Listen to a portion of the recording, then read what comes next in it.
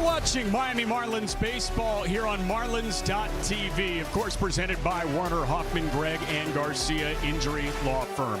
The Marlins took Game 1 over the Pittsburgh Pirates on Tuesday night, and now we get set for the middle match. Happy Wednesday, everybody. Jack McMullen, Jeff Nelson here with you. Kelly Sacco joins us as well. Nelly, it's always fun to keep tabs on the National League wildcard standings, and it's even more fun when you gain a game with a win. Yeah, you know what? I can't imagine the guys in the locker room not watching the standings to see where they are in the wild card or even in the division. But if they're not, I'll do it for them, and I'll get excited.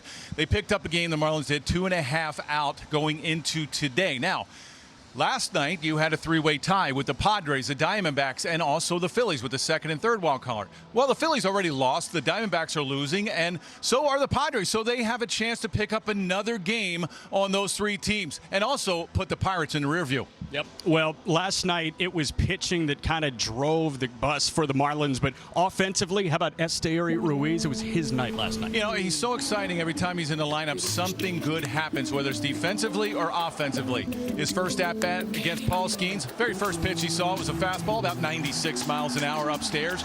Number 6 on the year. He ambushed him. You absolutely love it. And then his next at-bat, this isn't nice. I have a little bit of an issue with it, but hey, you hit the wrong guy, because what can he do? Well, he can hurt you with his legs. Stole second, and then he's going to score on a throwing error by the second baseman. It was a one-man show offensively for the Marlins, and his name was Ruiz. Now, Esteury Ruiz, he supplied the 2, but you got to have 0, and Yuri Perez was outstanding, and he rolled out the red carpet for 2 high-leverage arms in that Marlin bullpen, led by Michael Peterson, the 8th, who is the breakout star of that pen. Yeah, you absolutely love when he comes into the game. High velocity. You love the swing and miss. You need guys out of that bullpen to get key strikeouts. He got his 19th hold last night. That leads the Marlins. There's a strikeout there. Look at the number, 60 strikeouts and 49 in the third. Starting to use his changeup a little bit. Got a strikeout last night with it. Got a good fastball in the upper 90s and also the slider. He's just been incredible. Pete Fairbanks. This is a tough situation for him when he comes over to a new team. He's asked, hey, this is the 9th inning for you. You need a closer. You got to wrap up these games. He came out not pitching well, struggling as a reliever, and you're getting 3 outs. You're going to fight that and chase that ERA all the way. But lately, he's been outstanding. I love the closer's attitude. You have to have a short memory. You got to forget the past. You can't worry about last night's ball game. Well, his last 7, what has he done? He's only given up 1 hit. 10 punch-outs, only walked 2, and he's 5 for 5 in save situations. Well, the rejuvenation of Pete Fairbanks this year has been amazing to watch. Now, with the off day on Monday, these guys both should be ready to go here on the back end of a back-to-back, but it's on Jansen Junk to get it there. When we come back, Kelly Sacco breaks down Jansen and what he can do to stymie the Buccos tonight.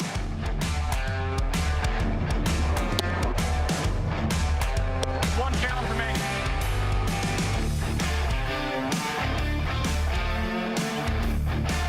The fan favorite pretzel. Welcome back to Lone Depot Park. It is the middle game of this 3-game set between the Marlins and the Pirates. A victory tonight will give the Fish a series win. They turn towards Jansen Junk to lead the way. For Junk, he's coming off a rain-shortened outing against the Atlanta Braves, where he gave up 2 runs across 3 innings. For Junk, it's been a bit of an up-and-down season. He's been dealing with injuries since spring training, dealt with some more injuries during the season. Here are the numbers, the breakdown per month. It was a tough start, coming back from injury during spring training. In May, getting a little bit better, and then in June missed the entire month with a shin injury. For Clayton McCullough, this is what he wants to see Jansen do against the Pirates to find success. For Jansen to be successful, I think Jansen has to do the things that Jansen's good at, and that is getting multiple offerings in the zone early, being able to strike with multiple pitches, and when he gets ahead of people, make good pitches with 2K, and get them off the barrel for soft contact, to be able to get them in locations, for some miss. So I think it's getting ahead of people and then being able to then make quality offerings to places you want when you are ahead. And for Jansen, he's allowed just the 3 runs across his last 3 starts, so looking good so far in the late game. Keep it right here on Marlins.tv. When we return, the Fighting Fish go for their 4th straight win. First pitch is next.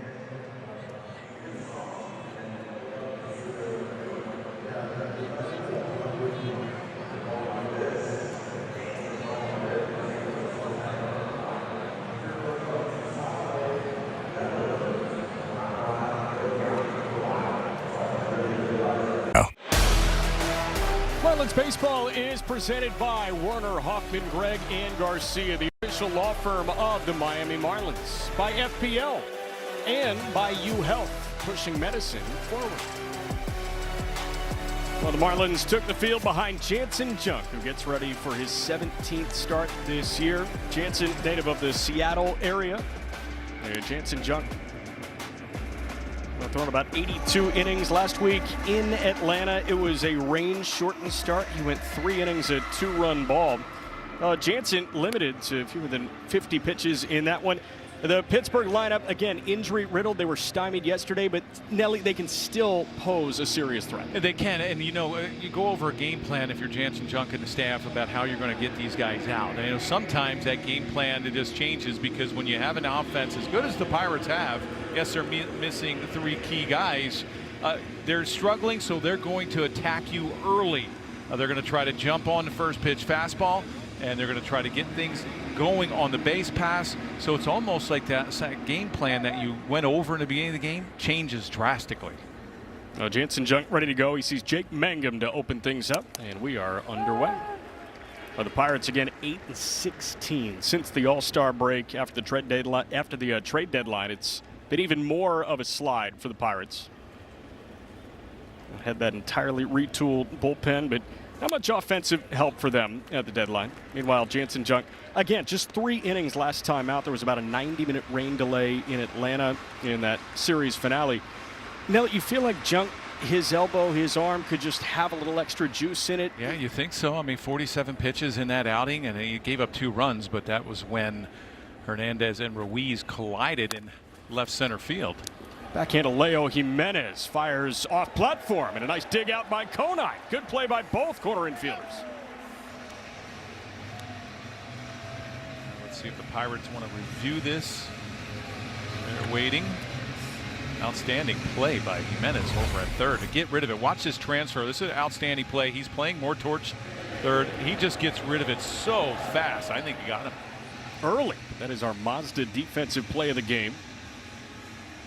An eyelash. Now, Speedy Mangum has over 20 stolen bases, but Conine, after that hit off the inside of his glove, went right into it, and Leo Jimenez certainly can pick it over at third. Yeah, he gave up that little cheap home run off the glove of Ruiz from Acuna that went over the fence, then rained. Yeah, so you would think maybe the velocity might be up a little bit, it'd be a little stronger because he only did throw 47 pitches. But for me, with Junk, anytime he's on the mound, it's about fastball command. Everything comes off of that, the breaking pitches, even against lefties, he's starting to add the 2-seam fastball. If you look at Uri's 2-seam fastball, almost has changed his season. That second half, the last 10 or 11 starts, that 2-seam fastball has been a difference maker for him. Jansen Junk, what's interesting about his fastball is all of a sudden he's going to it in put away counts, 2-strike counts. He could be ahead 0-2, 1-2. And while he may get ahead with breaking pitches, he's going to that fastball late. The breaking ball popped up. Yeah, pitching backwards. And sometimes hitters will have the same game plan. They'll say, okay, hey, when he gets ahead of you, odds are he's probably going to go to something soft. And instead, you go to something hard. Either the first time around the lineup, either the second time around the lineup, you start adjusting. Now, lefties have been the problem because everything is breaking in. He does have the changeup, but that 2-seamer that he's been working on, that's something you'd really need, especially to go down and away to a lefty. Little tapper back to Junk. No problem for him for out number 2. Well, let's look at the defense for the Marlins tonight. Sponsored by Doral Kia. Hernandez, Marcy, Casey in it, right? No Ruiz. Jimenez gets a nod over at third. Lopez, Edwards, Conine back at first. Nice to see that. Mack behind the plate, catching Jansen Junk. Griffin quickly approaching Pops, right? Jeff Conine, 799 starts. Griff, this is number 3. Yeah, Pops is saying, hey, you relax, kid. Let's get you right for a couple of days. It's going to take a few years. First base is mine in South Florida. Well, Brian Reynolds has been the focal point of the Pirate offense really since Ryan O'Hearn got hurt. A lot of the complementary pieces to a star in Reynolds find themselves on the IL. Again, without the 20-year-old rookie shortstop Connor Griffin, he's got a torn ligament in one of his fingers. O'Neal Cruz on rehab with a couple of hand fractures, and then O'Hearn with a quad strain. But Reynolds has been the consistent piece. He's played in now all 122 Pirate games this year.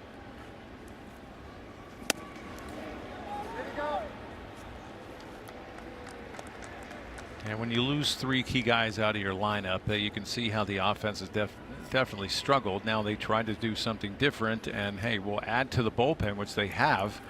You know, they just haven't had that opportunity when they've had very few leads to get to that good bullpen now. That shot foul right side.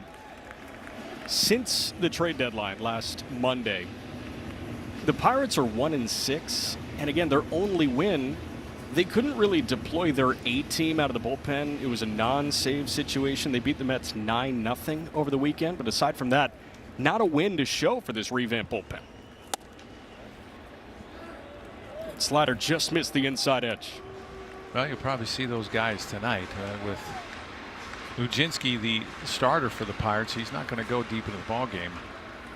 And if he keeps it close, you're going to wind up seeing some of those trade acquisitions deployed out of that Pirate bullpen. 2-out walk issued by Junk to Brian Reynolds, who's near the top of the National League in on base.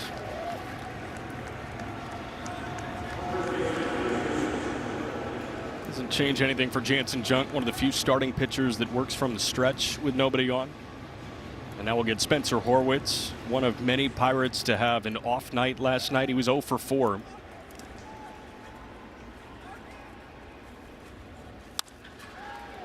Out to left center. That's pretty deep, but Marcy got a good break. No problem for him. And Jansen Junk with a scoreless first. I'm Jay, and this is my home. My first big purchase with help from Loan Depot. Greg and Garcia. Carmen Mlodzinski toes the rubber for the Pirates opposite Jansen Junk. Time for your Hard Rock bet of the night.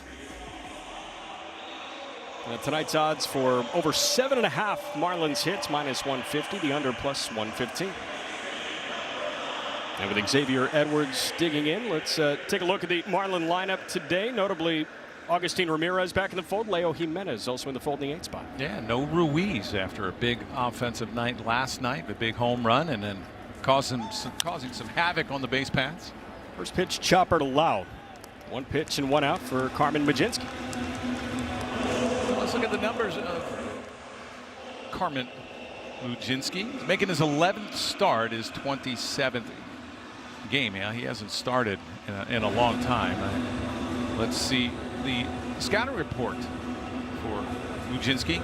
He's got a good split, 187 average against that split. Fastball command has been an issue. The 2-seamer, 4-seamer, a 320 or higher average. And in my opinion, he's been better out of the bullpen, and not just this year, but his career. Almost a 5 ERA in 27 games that he started, and 2.5 in 108 games out of the bullpen. This season pretty on par with those career numbers. Carmen Mlodzinski in 47 innings this year as a starting pitcher. ERA a couple ticks under 5, and out of the bullpen a 2.15 ERA in 50 innings of work. And maybe the weirdest thing about it all is when Jared Jones, the hard-throwing righty, came off the injured list. He had elbow surgery last year. Mlodzinski was the one that was on the outs in the rotation, and he expressed his disinterest in going to the bullpen. He said, I'm a starter. You know, I want to talk to my family, my agency about that. He ended up going on the restricted list for a couple of days, and then lo and behold, he was right back in the bullpen. But as is the life of a swingman, as soon as somebody goes down, Mitch Keller just hit the injured list, and Mlodzinski right back into the rotation. Well, I mean, numbers speak for itself as far as where he should be, and you know, he's struggled as a starter. His last start was against the Mets, and it was 3 innings. He gave up 7 hits, 5 runs. Line shot right at Jacob Gonzalez at short. Now let's look at the defense for the Pirates, sponsored by Doral Kia. Reynolds, Mangum, Valdez in the outfield. Gonzalez with the S at third. Gonzalez with a Z at short. You have Lau, Horwitz, and Davis again behind the plate. Same defense as last night. Gonzalez and Gonzalez. I love the law firm reference you made last night. Well, Griffin Conine was about 4 cumulative feet short of a multi-homer day against Skeens yesterday. Yeah, you had Reynolds rob him, and then he hit one dead center his first AB that Mangum caught at the wall.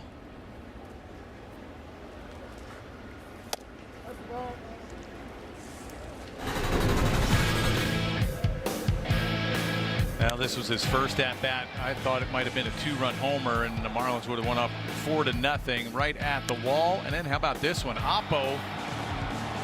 Skeens thought it was out, but Reynolds had other thoughts. You know, if the first one got a sly side smile from Griff, I wonder what the second one got from him. Maybe a cackle? I mean, you go in there and he's like, you got to be kidding me. I can't hit the ball any harder, and I have nothing to show for it. And there's some cachet to doing it against that guy, the reigning National League Cy Young Award winner. Now, Paul Skeens, Yuri Perez was absolutely dominant, and here's the Reynolds catch again. And there you go. I mean, so the side smile turns into the full smile there, and then just gnawing on the gum, like, what else can I do? And what he's thinking is not has anything to do with the smile. Yeah. He's coming off his first career multi-homer day on Sunday. He was hunting another in the very next one. Well, he's getting regular playing time, and he's making the best of it. And when guys, I mean, they had that in the minor leagues, and when they come up to the big leagues, sometimes you'll get that platoon.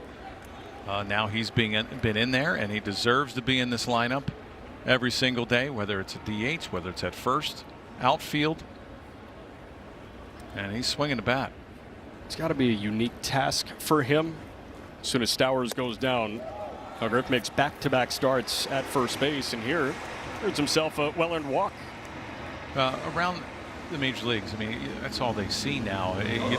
You see a lot of diversity around the field. I mean, you want guys to play multiple positions. You just don't have outfielders. You just don't have infielders. You have guys that mix it up all over the place. And you know, when they come and say, hey, Griff, we need you to play first base. Well, absolutely. Gets me in the lineup. I'll do whatever you need. Word of the year last year, it seemed like, was optionality from Clayton McCullough. You always needed to have optionality, and infielders needed to know how to play a corner outfield spot. If you played center, you have to know how to play right and left, and the Marlins have certainly utilized that. I mean, there was a point not too long ago that Heriberto Hernandez was getting a couple of ground balls over at first base, but he's really solidified one of the corner outfield spots. I mean, you look at the Marlins this year, basically their middle infielder, the middle defensively has been the same with Lopez, Edwards, and then Marcy in center. You got a near everyday catcher as well, and the young Joe Mack. Hernandez out in front of a sweeper. You mentioned the splitter leads the way for Carmen Mlodzinski. He's got a 7-pitch mix. Yeah. It seems like every single night the Marlins are taking on a guy with a filled-out arsenal. And Heriberto clobbers a ball out to left. Questions fair or foul? It is a foul ball. Just. He had enough of it. It was a sweeper. It was a hanger off of Mlodzinski. I think Clayton McCullough wants them to go out and look at it, and I think it definitely is foul. You'll watch where this ball is, and it looks like it's on the left side of the fair pole. Yeah, about maybe 5 feet.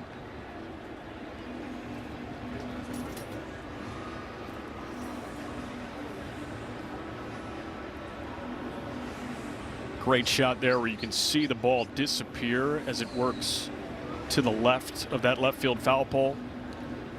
Well, you mentioned a 7-pitch mix, and it is. You're seeing a lot more pitchers nowadays that have the 4-pitch mix.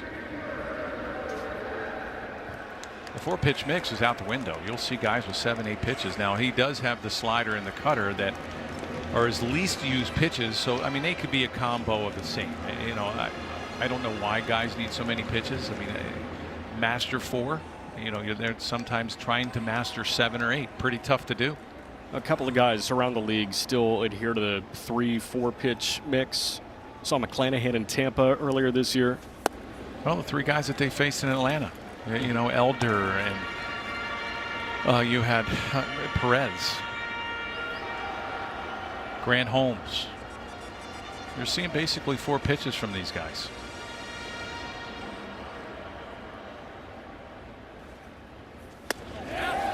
Check swing. Did he go? New life for Bert. Heriberto Hernandez playing in game number 90 this year with the Marlins. And it was close. We had some close ones in yesterday's ball game that were not called strikes or swing and misses. Take on the split from Carmen Mlodzinski. Jacob Marcy waits on deck. Bit of a lineup reshuffle here with Edwards at the top, Marcy in the 5-hole.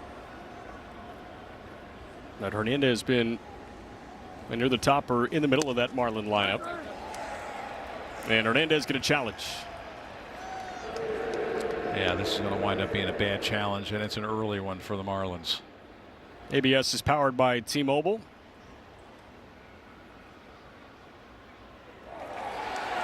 And the sweeper backed onto the inside edge. Carmen Mlodzinski with a scoreless first.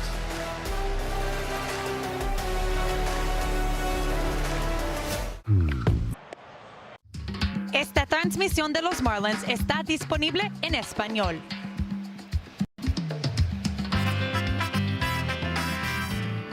Welcome back. We're at the top of the second inning. No score between the Marlins and the Pittsburgh Pirates. Nick Gonzalez going to lead things off for Pittsburgh.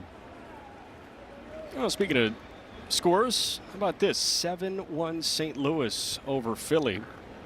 That's on the heels of a 2-0 St. Louis win over the Phillies last night. Meanwhile, the Diamondbacks just fell to Colorado 6-4.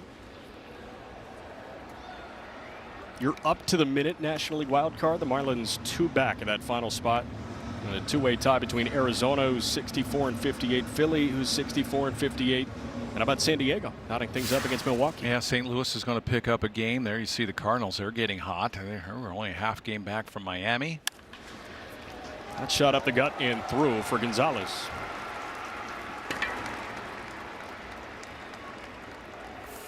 So we'll see what happens with the Padre-Milwaukee game. If the Padres win, they'll be in that second wild card, and Arizona and Philadelphia will wind up being tied. And if the Marlins can win this one, they'll pick up a game. That Philly offense just falling to the wayside. Yeah, I'm shocked. And with the pickup of a rise, you think, okay, that's going to catapult them, and it just has not happened. Ronnie Simon takes a strike. Luis Arraez, since joining the Phillies, 8 for 40. It's an even 200. And Philly last night, they got 6 scoreless from their Cy Young contender, Christopher Sanchez. Yet they lose to St. Louis 2-0. Yeah, the Cardinals score a couple late and wind up taking out 2 out of 3. Now Ronnie Simon again, 19 games with the Marlins last year.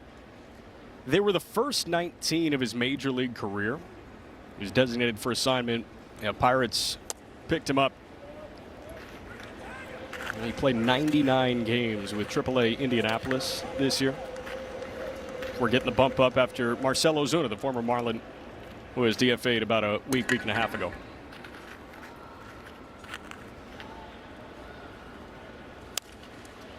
In on his hands. Lopez has got no problem. For out number 1. A good sweeper inside. He wanted to jam the lefties, and lefties have given Junk the most trouble this year. 320 average against lefties, 195 against righties. He's got the good changeup, and like I mentioned, there's that circle change that he grips right before he goes into the glove, and it's a 2-seam circle change, so that middle finger and ring finger are on the 2 seams to get that downward action away from a lefty. That's why the 2-seam fastball should play really well off of that changeup, or the changeup off the fastball, because the spin's going to be the same. You're coming out of the same arm slot. A hitter's going to see that spin, but between the fastball and the changeup, you're going to hope to get about 10 miles an hour difference. Esmeralin Valdez shoves one into center. That's 2 knocks and 3 hitters at the outset of the second, and a little bit of foot traffic for the Pirates. Well, they call Esmeralin Valdez the magician because he makes balls disappear. He's kind of stopped doing that, but he still clearly has some juice. Yeah, you look at the fastball, it's a 4-seamer, and it rode a little bit inside. He just pulled his hands in and got on top of it, and wasn't hit too hard, but he got enough of it at 81 miles an hour. off the bat, but he got enough of it to get a base hit out of it. You know, it's Jacob Gonzalez. Now, believe it or not, this is the first runner in scoring position for the Pittsburgh Pirates this week. It was mastery from Yuri Perez yesterday, 7 scoreless innings, and Yuri, Peterson, and Fairbanks didn't let a single guy touch second base safely. You mentioned that. You know, I just saw that now this is the second at bat in what 22 innings that they've had with runners in scoring position. You know, it's been an issue for the Pirate offense again with that litany of guys on the injured list. Well, the Pirates shut out for a 12th time last night. Now for Pittsburgh, it's tied for the second most in the National League. Meanwhile, the Marlins, they got their 12th shutout win, which is top 3 in all of Major League Baseball.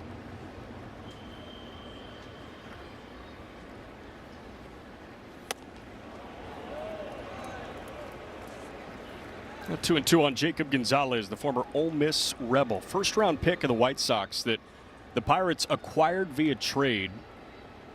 Just a couple of days after Connor Griffin got hurt, they needed a backup plan at shortstop. Now, Griffin went down on July 5th. Gonzalez acquired via trade on July 11th. This is a good time for a changeup after fastball up.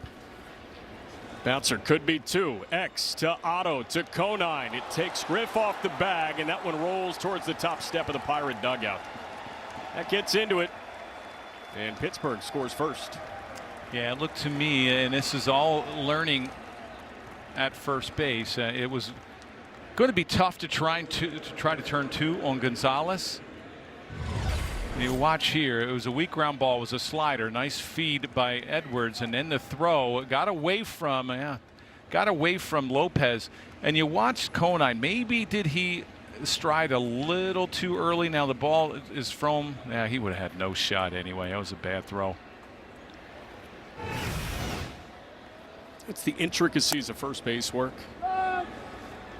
You know, you're taught when you're starting to learn the position, you wait until you see the direction of the throw to stretch. And these are the growing pains. These are the burdens. And we've seen Kyle Stowers live through that over the last couple of months. We saw Norby at the beginning of the year live through that as well. Yeah, I was looking at the play right away. I'm like, oh, did he stride a little too early? You know, sometimes guys that don't have a lot of experience at first base, they'll stride thinking that ball's going to be right at their chest. But no, that ball was not even close to being catchable. It's just the second Pirate run in their last 18 innings of offense. Foul ground, Conine. Natural outfielder. No problem for him. No, Pirates strike first. Great news. I'm prescribing you Icotide, a new kind of treatment for moderate to severe plaque psoriasis. Just 1 pill, once a day. You're unbelievable. Whoa, that's unbelievable. Unbelievable, right? I meant the results? The MLB Journey to 30 sweepstakes presented by T-Mobile is the ultimate bucket list. Enter now for your chance to win trips to all 30 ballparks. Go to MLB.com/journey to 30 sweeps.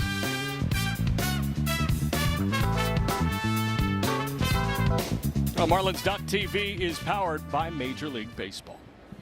Nothing Pittsburgh. Jacob Marcy takes high and tight. You been to all 30? I have. Pittsburgh, I think, was the last one, and that was maybe 3 years ago.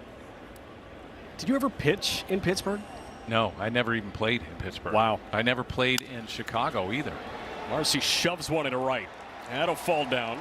And the hot bat of Jacob Marcy continues to reach base.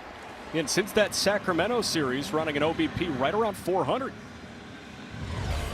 Well, hopefully he's starting to get hot. This is a 4-seam fastball in the inner half. He gets jammed right on the knuckles. I mean, I'm surprised the bat didn't break. He one-handed it into right field. Now you get an opportunity with the speedster on the base pass. You want to see how Mujinski's move is over to first, but let's see if you can try to make something happen. Big hack from Augustine Ramirez. I feel like there was a Sonic joke there somewhere, right? Like Sonic because he's fast and the knuckles in on his knuckles. He's a football guy. Marcy, a big Bears fan. So he did not like that tandem.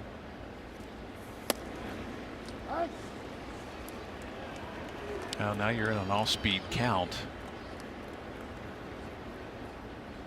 Ujinski has a little high leg kick, a little turn towards second. There you see the lead from Marcy. He's been caught 12 times this year.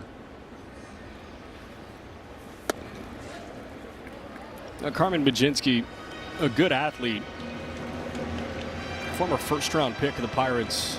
He was a Gamecock out of South Carolina back in that COVID-shortened 2020 draft. Their first pick was their third baseman Gonzalez, and then Ujinski was their second pickup. All right, so he's a little long coming over there. He doesn't have that little short snap throw over to first, so Marcy might be able to get another step. That's a pretty good lead right there. No, and Clip Davis.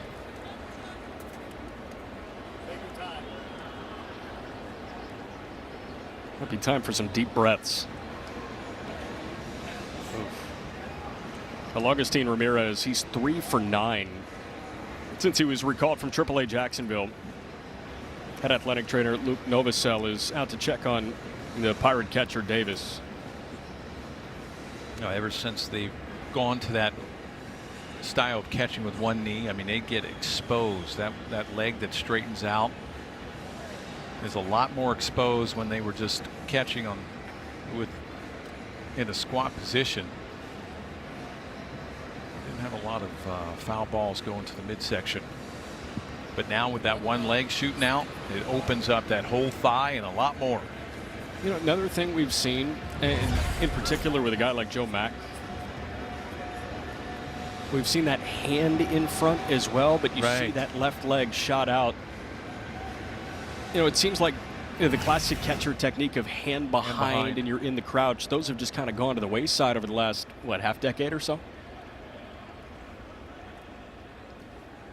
Davis all set. 1-2. Shot out of a cannon into left. 108 on the single for Augustine. Well, you throw a couple fastballs by Ramirez and you go and you speed up his bat. You watch this sweeper. Did a really nice job keeping those hands back, and it was a sweeper up and he got on top of. This could have been way out if he got underneath. This is reading swings here, Jack.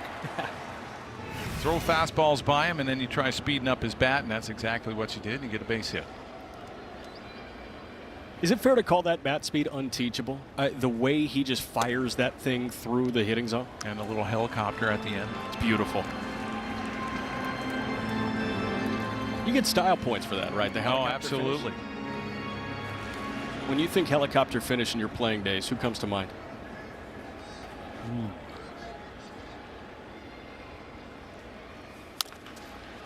That's her foul from Owen Casey. Because there were some big swingers. I mean, Poppy had a I was going to say, finish. David Ortiz. He's probably, as far as hitter-wise, maybe he might be the one that really did it the most. Yeah. Foot traffic against Ujinski, and Casey punishes one right center. Valdez is back, so is Mangum. Mangum's got some room. Marcy wasn't tagging, and he will have to stay put at second base. Well, for Marcy, you got to be, you're going to score. If that ball drops with your speed, you're scoring. Now, it's hit deep. Now, let's watch Marcy. As soon as that ball's hit, he's watching. You got to get back to the bag. You're scoring anyway. I mean, he's only about 10 feet off the base and he's bouncing around. You got to be on third there. Ramirez did the nice thing to go down close to second because you want to try to get as far as you can if that ball drops. Marcy, you're scoring anyway from second. You got to be on third base right there. Well, they passed the baton to Leo Jimenez. Now, Marcy, it seemed like he initially had a thought to go back. There was a second, third thought. And then once it was caught, forget it. You might as well put that in your pocket. You're not going anywhere. Well, Leo Jimenez on a bit of an upswing right now, hitting .215 on the year, but over his last 22, really since his 2 homers left the yard, he's OPSing comfortably above Major League average. He's got a .760 OPS in his last 22 ball games. already pitch number 30. Well, Mujinski, he threw 63 pitches in his last outing, only 3 innings against the Mets. That's the most he has thrown in the last 12 outings. His last time he went more than 3 innings was all the way back in June 4th. Now, in the beginning of the year, he had some starts where he was going 5-6 innings. They moved him to the bullpen. About a 3-inning stint. It seemed like they were looking for not just long relief options. Jimenez tags one out to right center. Mangum makes the catch again, and Marcy has to stay put at second again. And now, a quick message from FPL. At FPL, our teams are working every day because reliability isn't an option, it's a commitment. FPL, working for you every single day. Well, that right there cost the Marlins a run. I mean, he should have been on third from the fly ball into right center. And even then, you know, that ball was hit hard. But you still have to get back and tag up, because with your speed, you're scoring anyway. If that ball gets down, you're scoring anyway. Now, Leo Jimenez, it's hard to take solace in outs, but you can take a little bit more in loud outs. That was an 106-mile-an-hour line out to right center. Jimenez has been hitting the ball hard. That has been the constant over the last handful of weeks. And well, the Marlins coaching staff, front office, they believe that these balls are just going to start dropping for Leo Jimenez.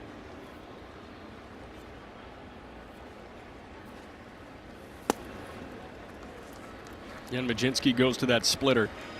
And that splitter's interesting because it is his go-to secondary. You talked about Jansen Junk's changeup last half inning and how that can be a weapon, obviously to lefties, but it can be a weapon to righties as well. How does Mujinski's split work for him? Is it a both side weapon? Yeah, and he also changes the eye level with it. So you see where he's pitching with his fastball, a lot of four-seamers upstairs, and he likes to change the eye level. And when it's coming out, you know, the new name, or maybe the name that they've come up with over the last couple of years, tunneling. Yeah. Tunneling means that it's coming out of the same arm slot, so the hitter's seeing a bunch of different pitches out of the same arm slot. So when that fastball upstairs is coming and they see that split, you might be able to pick it up, but it's at the same plane, and then all of a sudden it drops below. And there are good relievers that survive with that two-pitch mix, right. Fastball changeup or fastball split. Even with a sweeper and a slider in Mujinski's bag of tricks, would you consider him a north-south guy, a guy that wants to work at the top of the zone and the bottom of the zone? Yeah, I would. And against righties, he may expand the zone a little bit with his breaking ball. You might go on the outside part of the plate. Now, he does throw a split a lot more to lefties. And he's got a decent fastball. You're talking about 94 to 96 with the fastball. There you see the splitter usage, the two-seamer, the curveball sweeper. Now you see the slider cutter, probably the same pitch, but it's registered maybe as a different spin rate, so that's why you see the usage there.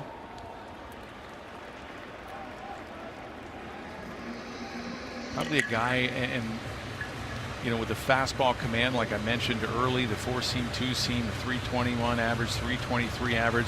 You talk about pitching north and south, maybe that command is not there on the corners that you would like to see.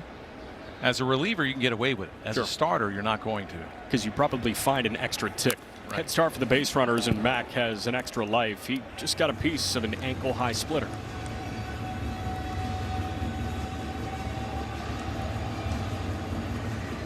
Now Mujinski, again, the numbers exponentially better out of the bullpen. And that was the case for him in the minor leagues as well. As he made his way up, he was a starting pitcher. But as soon as he gets to the big leagues, they turn him into a bullpen arm, and that sweeper was near diabolical at points.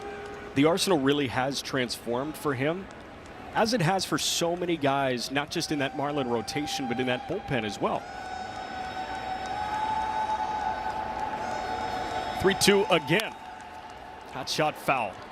You know, I think if you ask any pitcher that has started, and a lot of them all started in the minor leagues and then they come up, there you see a lot of splitters, a lot of off-speed. That was the only fastball that he saw. That 7th pitch. This will be the 8th pitch. And all of a sudden you find yourself in the bullpen, and you know, the money's a starter. You get paid as a starter. Bullpen guys, you're starting to get paid, but not nearly what a starting pitcher will be. How about that? A 3-2 where you know Marcy's getting a head start and he throws to someone 10 feet behind the back. That's when you're trying to beg for an out, right? I mean, you have eight pitches. This will be the 8th pitch to Mac, and you have no idea how to get him out. And you're just hoping that Marcy will get off the base. And to your point, Nell, he saved the only fastball in this sequence for number 7, and it was his hardest heater of the night at 95.9. Now what do you go to? You probably wind up going to something off speed. Maybe that splitter again. He's gone 3-2 curveball already today. 3-2 again. Curveball misses off the plate. Now there's nowhere to put the leadoff man, Xavier Edwards.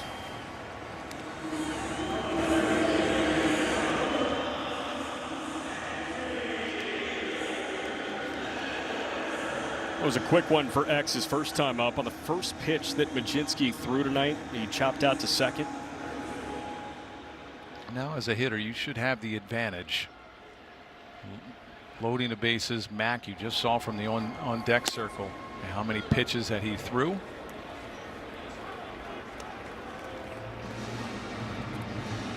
that ball, if you had 2 challenges, you might have been able to challenge that. That looked like it was out.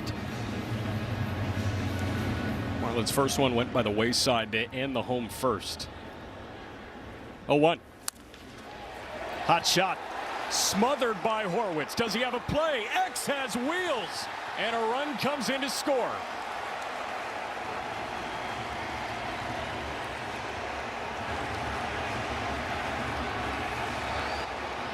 Don Kelly won't look at it. A heck of a play by the first baseman Horwitz, and you get caught as a spectator. There you see Majinski. He's just hanging around the mound. If you get over there, you get an out. But instead, you hung around the mound watching the play, and Edwards, with his speed, beats it out for a base hit and an RBI. That's rule number 1 of February 15th, right? You just can't be a bystander No, during PFPs. You can't be a spectator out there on the mound. Anytime it's hit to the right side of the infield, you have to bust over there. You had your first baseman make a heck of a stop. That could have got down the right field line. It would have been a lot of runs in it. A bunch of guys would have been scored. But instead, he stops the ball, and you're watching it. Xavier Edwards said his goal was 60 stolen bases last year. He's at 18 this year. But Majinski, after a quick visit from Henry Davis, has to take on the National League leading hitter at 318 in Otto Lopez. And Edwards hit that splitter. It was a hanger. Marlins have done a nice job of laying off some nasty splits down, making him elevate that pitch.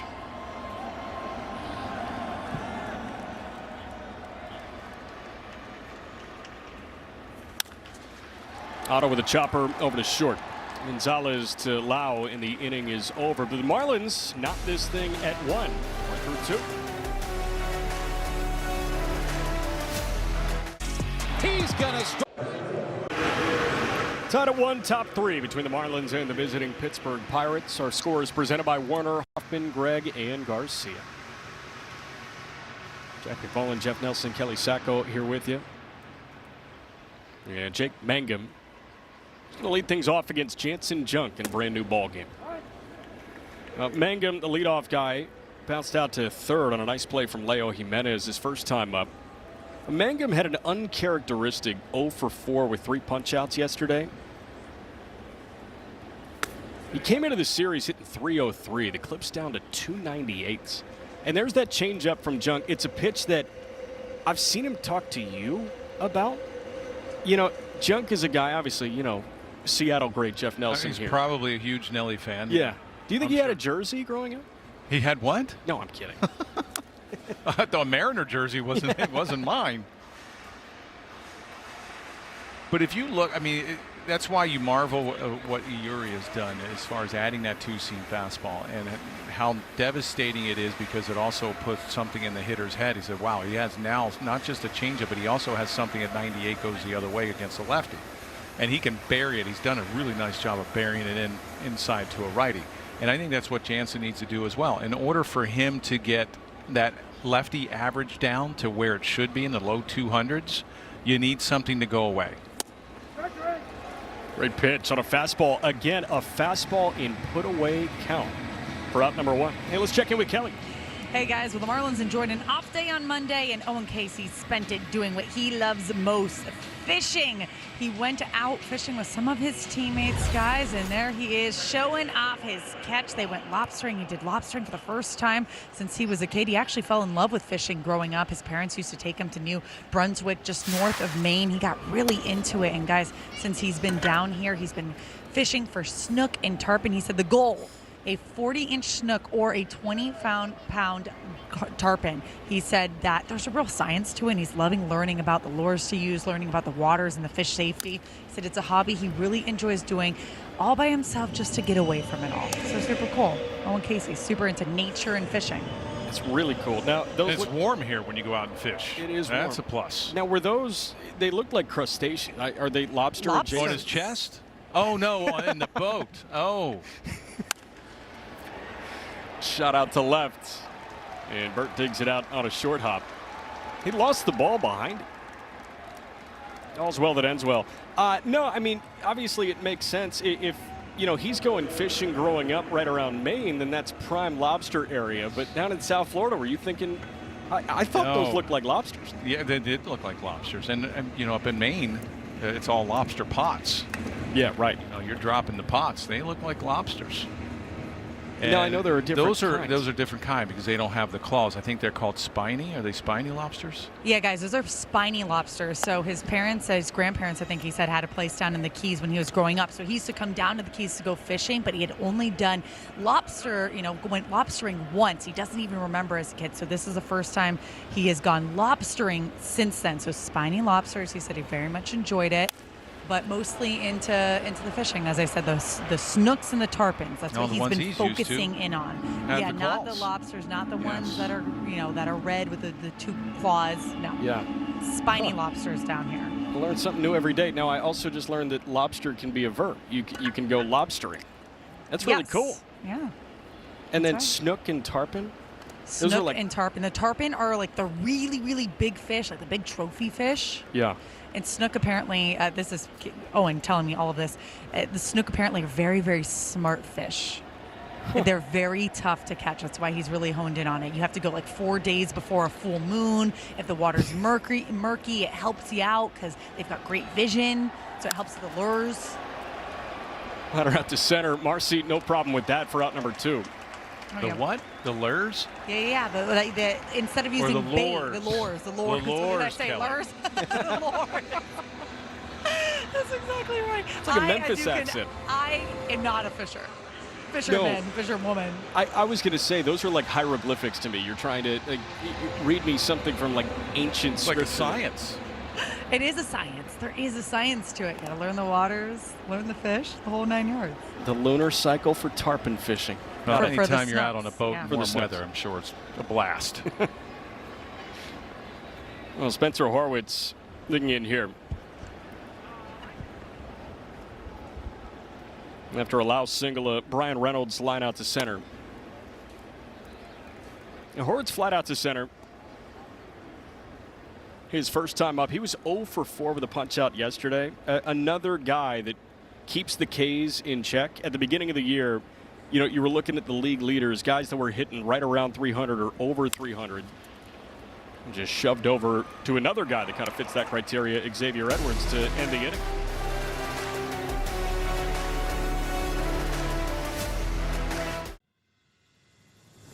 Winning doesn't just happen by accident. It starts long before the crowd. With preparation, the work, the focus, the discipline to be ready when the moment comes. At WHG, we know every case is earned before you ever step inside the courtroom. Because whether it's baseball or a lawsuit, winning belongs. Pirates. News and notes from around Major League Baseball. How about Junior Caminero getting homer number 35? He's in a 3-way tie for the top. Now a 4-way tie with Schwarber as well earlier today, but Olsen, Yordan Alvarez there. And then how about a guy that was in Kyle Stowers' wedding, his former roommate, when they were in Baltimore together, Adley Rutschman. Really? Is that right? Yeah. Good to see him back. The Red Sox traded for him. I think the Oriole fans were shocked that they moved on from him. And then Blake Snell made his second start. 6 innings of 1-run ball in last night's game. Now Blake Snell, a knew when he was a baby. Seattle guy. Yes, his dad and I played minor league baseball together, and also would do a lot of things in the offseason. I knew his grandparents, knew his brothers, his mom. His mom, when I kept my hair long, cut my hair, had a barber shop at the University of Washington. Nice. Did you get the friends and family discount? I'm not sure. I don't remember what it cost back then. I used to have to go to the university. Now, would Majinski get the friends and family discount? Yeah, he's going for the locks of love right now. No doubt. Starting to get almost like Lake Bacher. Starting to get down there. Well, Griffin Conine was trying to get it flowing out of the back of the helmet for a little bit. Looks like Juice the barber might have cleaned him up just a touch. Now, Snell, did you know 8-year-old Blake Snell had great spin and carry on his four-seam? No, and he's actually a twin. He's got an older brother, Drew, and then Blake's a twin. Right? Wow. His brother didn't play. His dad, I think, got as high as AA. He was a starter, didn't throw too hard. He was a righty. Righty that didn't throw too hard? Yeah, little sinker baller. And his son is a lefty that runs it up to 98. Right. Has a couple of Cy Youngs on his mantle. Exactly. Now, Snell was a standout athlete in a couple of different sports. If I'm not mistaken, I think he was a basketball guy. He might have been. For a little bit as well. Now, Conine granted time by the home plate umpire Hunter Wendelstedt. Clayton McCullough spent some time in L.A. I believe he and Snell crossed over for a year.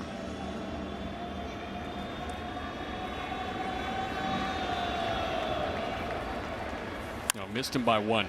Conine shoots one to right center. That may roll for a little bit. Valdez pluck it. No. That got back to the track, and Conine has himself a stand-up double to open up the home third. I'll tell you what, he's swinging the bat, and when he hits the ball, it's loud. This was a hanger. You look at the curveball just hanging over, and he absolutely crushed it. Went down and got it. Look at this swing. Nice balance. Stayed back on that back leg. And that gets by Valdez. And Conine was thinking, too, the whole way anyway, even if Valdez came up with this ball. Nice job by Mangum backing up that play.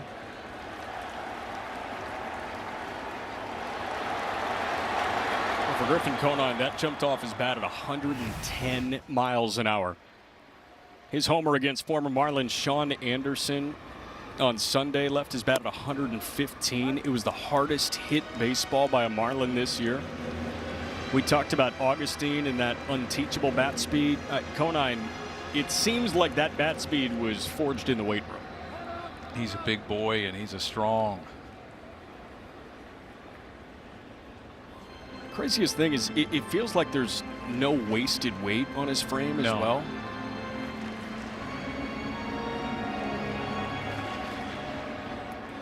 You know, Conine yesterday hit a couple of balls 105 miles an hour, hit one 103, and today that double at 110 on the heels of a walk his first time up.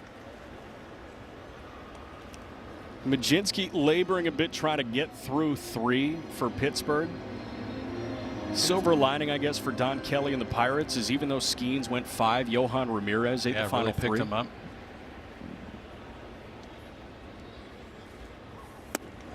You know, this is what happens with pitchers nowadays. That you look at the first, second, third time around the lineup, and you wind up seeing that average up. A lot of that is they show their hand right away. And the first couple hitters are seeing everything that the starting pitcher has. So there's really no guessing.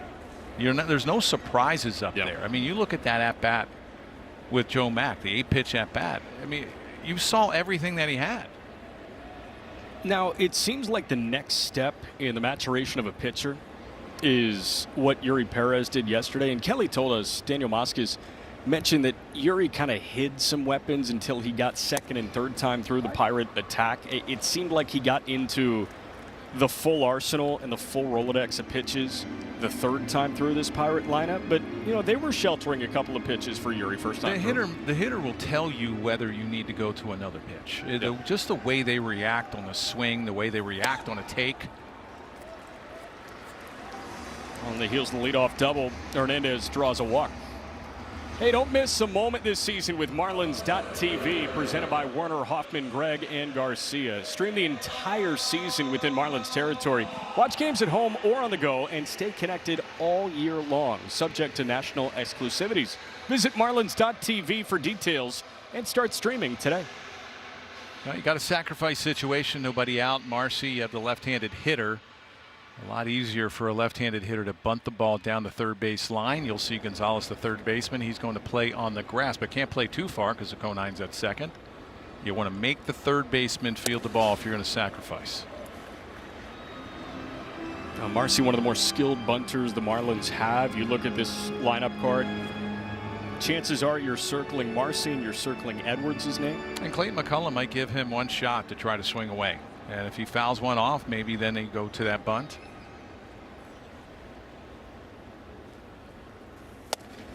He squared, and he didn't pull it back. A tough pitch to bunt off of as well. An elevated fastball. He tried to pull it back. That was a ball. And if you're going to sacrifice, you make sure you square around a little earlier. That looked like more of a bunt for a base hit. The third baseman, Gonzalez, playing in line with the edge of the turf. Marcy elevates out to right. No problem for Esmeralin Valdez. Conine tagging. He's going to try it. And that throw goes through. Might have clipped off Conine, but not far enough away. A productive out for Marcy, and runners at the corners for Agustin Ramirez. That was a curveball. Marcy gets it in the air, and Valdez, to me, just didn't get behind the baseball. He had plenty of shot to get behind the baseball. He winds up catching it behind his head, and the throw wasn't very strong. Nice job by Conine. Good heads-up base running, getting back to second when that ball was in the air immediately. But your right fielders usually have great arms. Watch, you just did not get behind the baseball. And this ball was in the air a lot. When you catch the ball above your head, you're not getting behind the baseball, and you're not going to be able to get a good throw off. What's the goal? Is it catch it about cap high or letter high? Yeah, you catch it about letter high, and that way you get a nice running start, and you get a lot of momentum behind the baseball. When you're catching the ball behind you, it's a lot of moving parts to be able to take that ball out of the, bring that glove down and take it out of the glove and get a good throw on it. You just did not get a good throw off. Augustine with a hot shot rocket. That's rolling all the way to the wall. This may play two. No, stop sign for Hernandez, but Agustin Ramirez with a scorcher. 111 on the RBI double, and it's 2-1 Marlins. That was drilled. A two-seam fastball. He is all over it.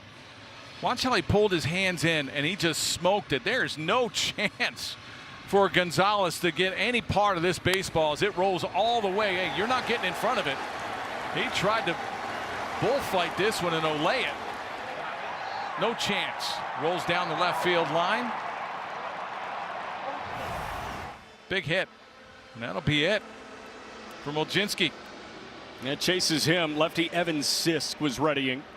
Now the Marlins will take on a southpaw. Now 2-1 Fish.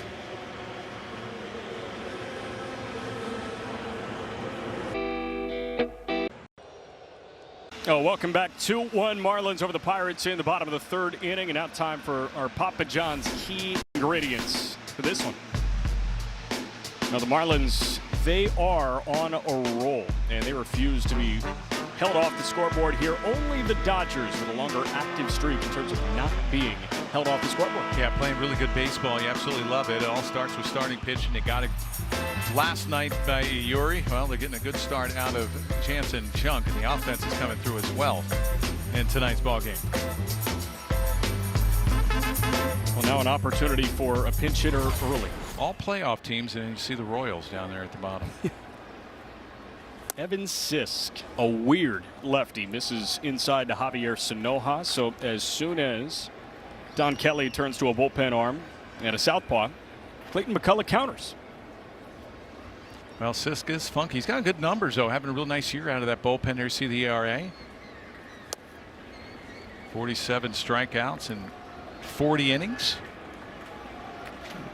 4-seam, 2-seam, about 91, 92, so he doesn't have a big-time fastball. He'll throw a curveball and also a sweeper. His Pirate tenure about a year old. He was a deadline acquisition last year. Henry Davis going to challenge. Trying to save Sisk from a 3-0 count. Again, ABS is powered by T-Mobile. Survey says the call has been overturned to a strike. Instead of the 3-0, it's 2-1 on Sanoha.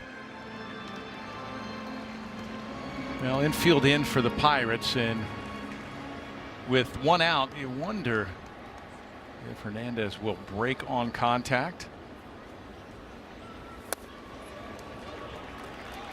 He may be stationary here. Sisk is struggling to find the meat of the zone against a guy that can go out of the zone and get it with the best of them.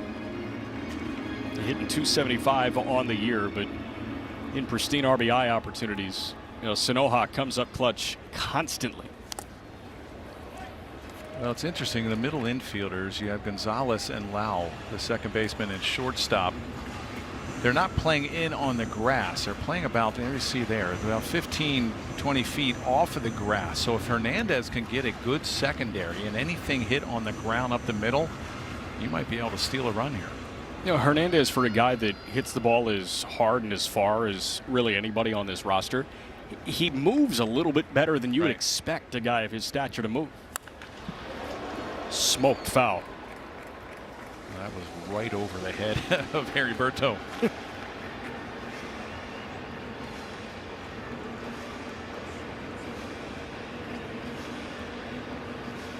Hard hit baseballs galore for the Marlins. Already 8 balls in play at 95 plus. But Sanoha draws a walk, and Davis going to challenge again.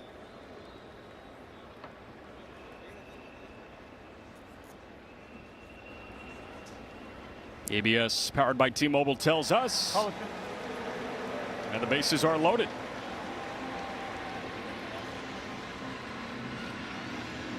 Now big spot for Leo Jimenez, who hit the ball very hard his first time up. And now you'll see the middle infielders, they'll play back for the double play. Again, you'll see some clubs that'll still play the infield in and try to get that lead runner at home, the force out at home. But the Pirates, which is something I probably would do, is move that middle infield back. It's a good sinker from Evan Sisk. Problem with the infield in with one out, and anything that leaks through the infield, and possibly could have had it if your infield is back, that's 2 runs there, and now you have a better shot of turning that double play. Yeah.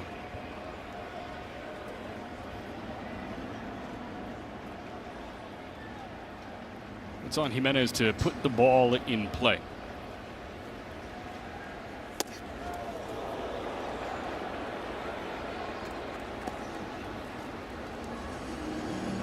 Leo Jimenez on the year running a strikeout rate of about 18%. Mind you, Major League average about 22%, so he does it better than most in Major League Baseball.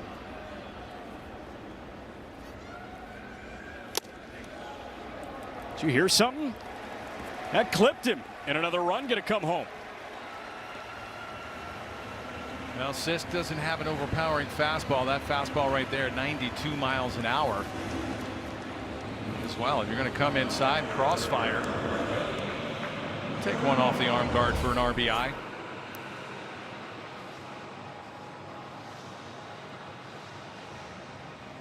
Just got a single thread of fabric on that elbow guard. And why not? I mean, you have all that protection on your arm, and you have a guy that's not throwing the upper 90s. Hey, if you come in there. Let's listen to this. You could hear it. Just a little click.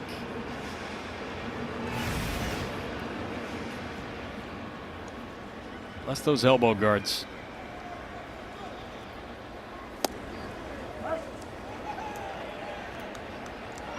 This has to be a matchup nightmare for lefty bats. Mac working against a guy that is this funky. You mentioned the crossfire, the sidearm angle.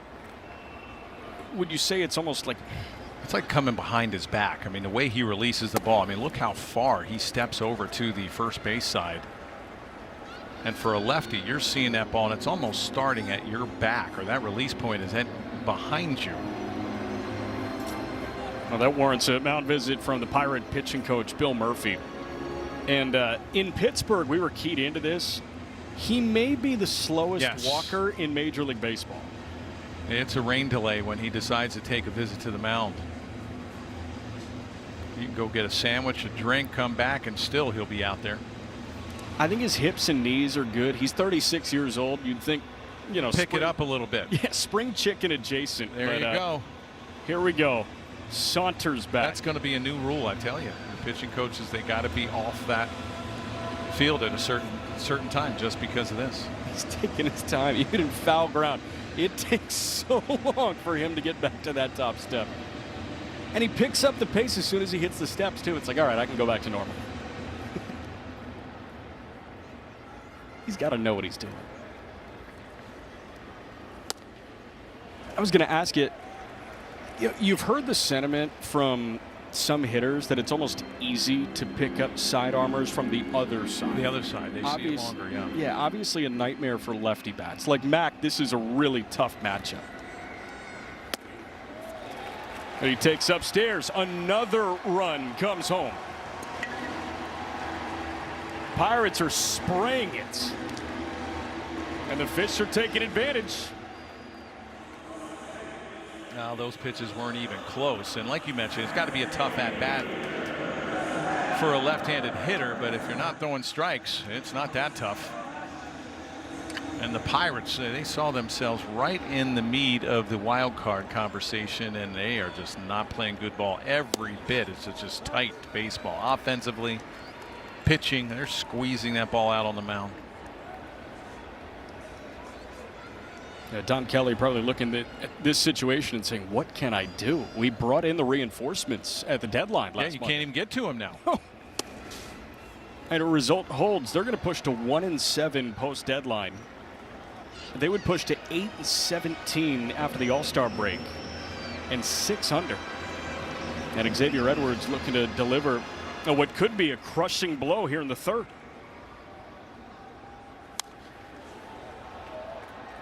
Now, what makes this easier for Edwards? Meanwhile, former Marlin possibly getting ready for a reunion with that game now, like Bacher. Well, you have a hit batter. You also have a base on balls with bases loaded each time. So as a hitter, it's your advantage because you know he's got to throw a strike. He doesn't want to walk or hit a guy and score another run. So you're looking something out over the plate. Now, you don't want to miss it.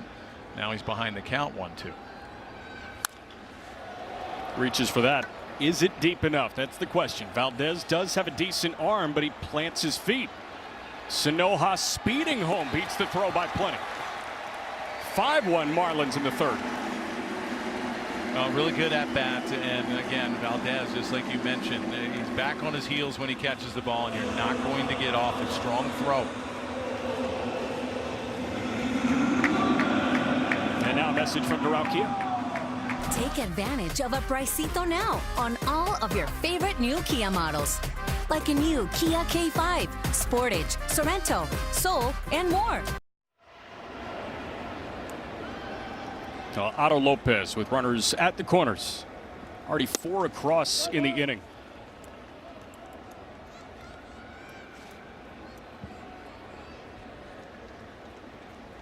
For Sisk, of the 20 pitches he's thrown, just 8 for strikes.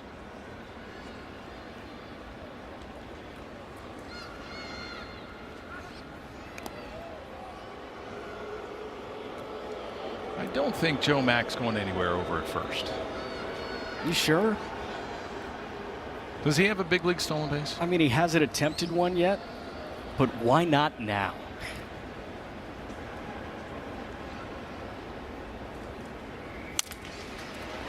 Just a roller over to short. Gonzalez mercifully ends the inning. 4 across for 3, 5-1 Fish.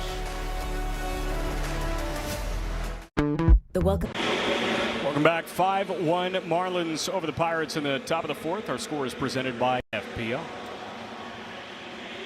Have some defensive changes here for you. Griffin Conine with a pivot from first base to right field. Alejo Jimenez flips across the diamond from third to first. And the new man at the hot corner, Javier Sanoja.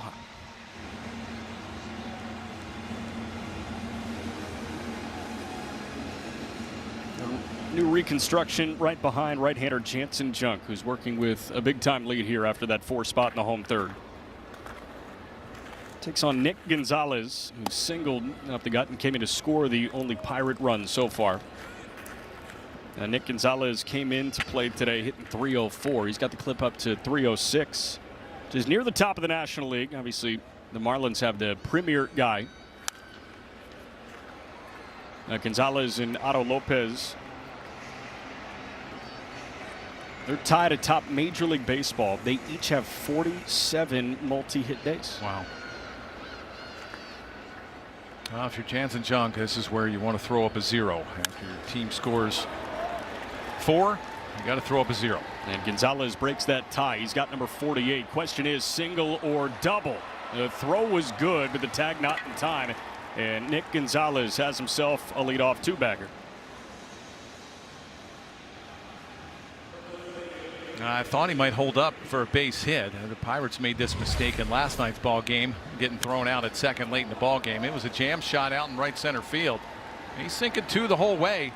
Now watch this slide to the inside of the bag. A really good slide to avoid the tag. He's turned himself into a hit collector. Gonzalez, when he was taken in the top 10 in 2020 out of New Mexico State, he was one of those do-it-all guys. And when he was making his way through the minor leagues, he was a power threat. And he's turned into, again, one of the premier bat-to-ball guys in the National League. No wonder Ronnie Simon.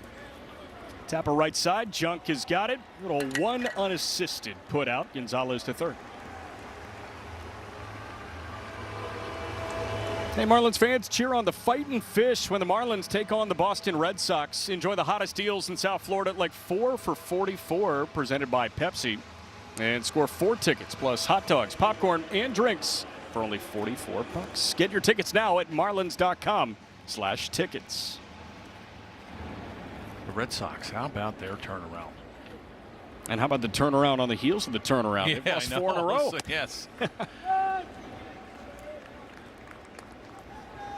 Well, speaking of turnarounds, how about a walk-off for Luis Campusano? 4-3 Padres over the Brewers in 11. All of a sudden, San Diego. There's your second wild card. Now Philadelphia and the Diamondbacks, they are tied for the 3rd wild card, but still the Marlins with a win could be a game out. They're 8 over. 65 and 57, the San Diego Padres. Or maybe a game and a half out.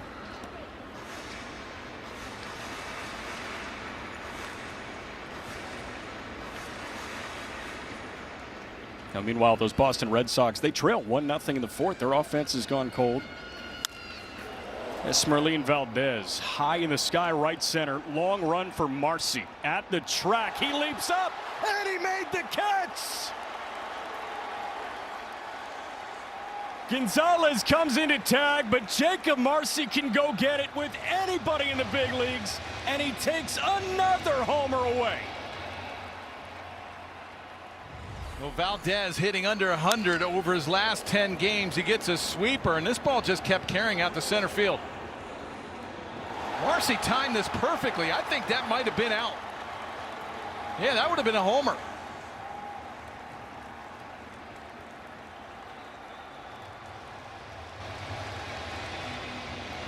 Wow. If not, that hits the top of the wall, but a heck of a catch. He is a special defender. And even when he goes through a bit of a slide offensively, and a reminder, he has come out of it since the beginning of July. When he goes through those offensive spells, you know you get a solid base runner and you get elite defense in center. And aside from short and catcher, that's probably the spot you want it most. Yeah, and you marvel what he's done defensively, because he hasn't taken the struggles at the plate like you mentioned out in the field. A lot of guys will do that. A lot of guys that struggle at the plate, well, you see him not have great concentration in the field, but he doesn't do that. He's an outstanding center fielder. Jacob Marcy, in terms of outs above average in center, and one of the top dogs. Obviously, everybody's looking up at Pete Crow-Armstrong in Chicago, but this guy, it starts with the first step, and the Marlin outfield coach and third base coach Blake Lally preaches it as soon as they report to the Jupiter Academy in February. They have all of these drills with varying circles in the outfield, and they got to get out of them as quickly as humanly possible. And Marcy's first step is among the best in Major League Baseball, and that's not this new novel concept. X has no problem with that. Jacob Marcy keeps a run off the board for Jansen Junk. The Marlins. Welcome back. The Marlins lead the Pirates, score of 5-2 here in the bottom of the fourth, and our old friend Lake Bacher is on the mound. This was last night. The Marlins, very classy here, doing a tribute video to Lake Bacher, who spent the last 3 years here in Miami, who played a big role on this ball club, not only in the bullpen, but also in the community, as you saw there. And of course, was a special guest on Cookie Cab, which when I saw him earlier today, guys, that was the first thing he told me. He said, Kelly, they used Cookie Cab in the tribute video. How can you not use that smile from him? That's exactly what he said to me. He said, hey, they actually found a video of me smiling. It was in Cookie Cab. It wasn't just all serious me pitching video. It just took a whole bunch of sugar and chocolate. That's all it takes. That's the same with me, guys. If you want to see me smile, just sugar and chocolate. It makes 3 of us. Well, Lake Bacher, he made 101 appearances in a Marlins uniform, and it was so cool. Bacher made his Major League debut in 2024 with Miami. When Clayton McCullough talked about Lake yesterday during his media availability, he mentioned that he is a great husband and a great father. And it's so cool. Obviously, you know how Clayton interacts with these guys on an on-field basis and on a professional basis, but these guys are grown men with families as well. And just awesome to get that perspective on this guy who was nothing but great to interact with in his time in Miami. Yeah, and he did a terrific job. I mean, this year, 38 ball games with the Marlins. Now, Griffin Conine might give him a rude reintroduction to Miami. High in the air to center and gone.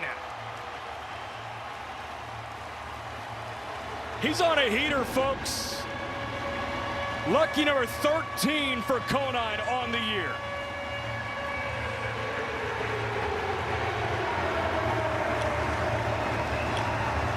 Well, he might have got robbed twice in last night's ball game, but you're not robbing that one.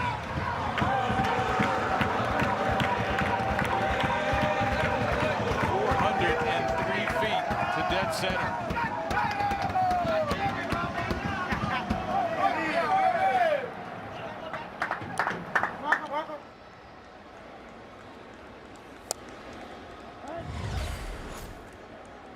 Four-seam fastball right down the middle of the plate, about letter high. Man, is he strong.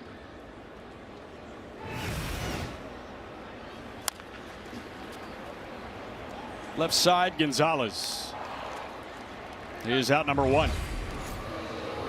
You watch this four-seam fastball. It was supposed to be away. It's out over the middle of the plate, about letter high at 94 miles an hour. That was crushed. And this can't be easy for Lake Bacher after spending a couple years over in Miami, and you got to face your old boys.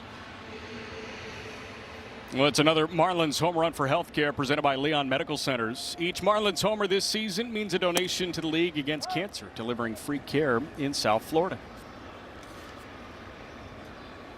Now, Griffin Conine, again, home run number 13 on his season off the walk in the first, in a 110-mile-an-hour double last inning and an 107-mile-an-hour homer here in the fourth. A roller to second. Lau for out number 2. Jacob Marcy just a half inning ago with an outstanding grab at the wall in pretty much straightaway center field.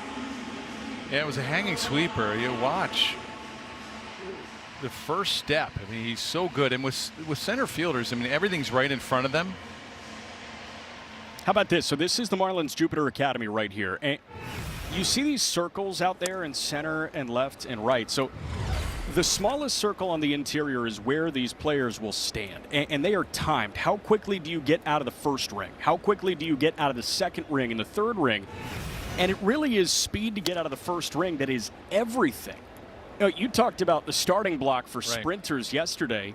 If you can get momentum going, you're going to get out of that third ring as quickly as possible, and that literally translates into robbing homers here on August 12th.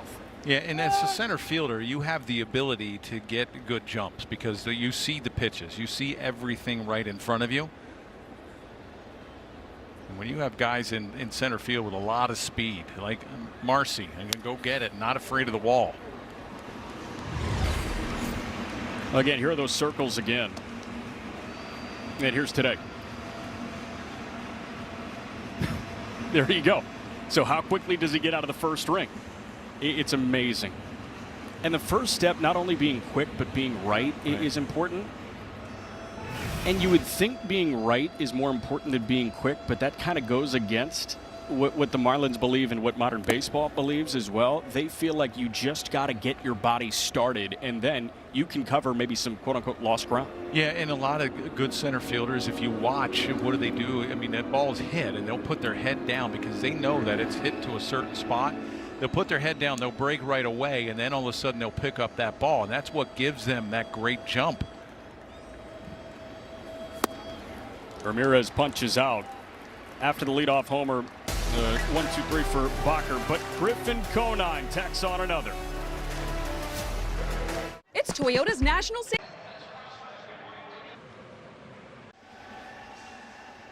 Top of the fifth inning, 6-2 Marlins over the Pirates. We're on Marlins.tv, presented by Warner, Hoffman, Gregg, and Garcia. Henry Davis leading things off.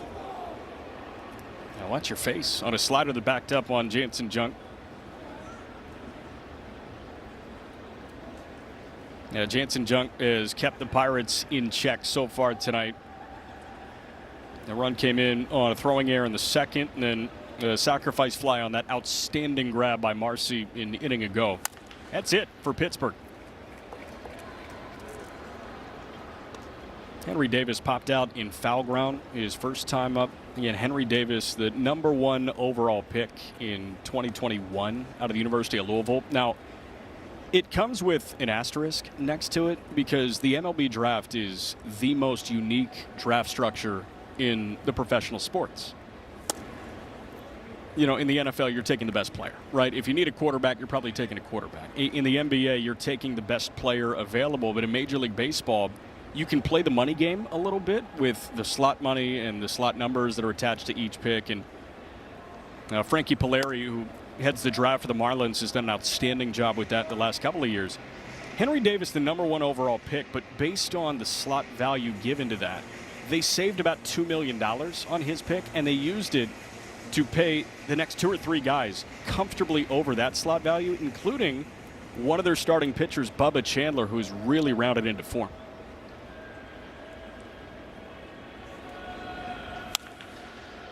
That shot foul left side. Now, Henry Davis. How does a team get, I guess, asserted a certain slot value? If he was a #1 pick, you would think, okay, you have to spend, or you have the ability to spend this amount of money. Yeah, so Rock Chalowski goes #1 overall this year for the White Sox. That slot value for that pick is assigned, it was about $10.5, $11 million or something like that. Each pick in the first 10 rounds is assigned a numerical value or a financial value. Pop up right side, Edwards, no problem. He's got out #1. Well, the Ninja Way is back. Don't miss Naruto Day on Sunday, August 23rd at 1:40 p.m. when the Marlins face the Nationals.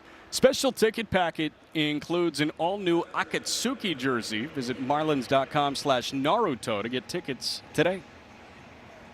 Who's big into Naruto is Pete Fairbanks. He's got one of the first, it might have been like an action figure or something like that. He's got that sitting at the top of his locker. Now, does every team through the first, 10 rounds or whatever, get the same amount of slot money? No. So the team with the #1 overall pick will pretty much always have the largest amount of slot money. Now, every pick, again, rounds 1 through 10, has a financial number attached to it, and it decreases. So the #1 overall pick is going to make more than #4, makes more than #39, so on and so on. Now, you have seen teams trade some competitive balance picks to get a little bit more money, and that's how you just have more money to spend. But effectively, you total up the value of all those picks, and that's the money you have. And you can put it really wherever you want. So they save $2 million on Henry Davis. If they pay Bubba Chandler $1 million more, you still have $1 million to spend. Right. Now, Davis, he still made about $6 million going number 1 overall. I think he's playing a little different financial game than when you were selected. Oh, just, yeah, quite a bit. We had Baby Ruth and a bucket of balls. Now, they've got a challenge here. And the ABS challenge system is powered by T-Mobile. Joe Mack patiently waits. He's rewarded for his patience. Yeah, he was a little unsure with that challenge. He's done such a good job with the ABS back there. Mack has been outstanding in really any way you slice the catching position.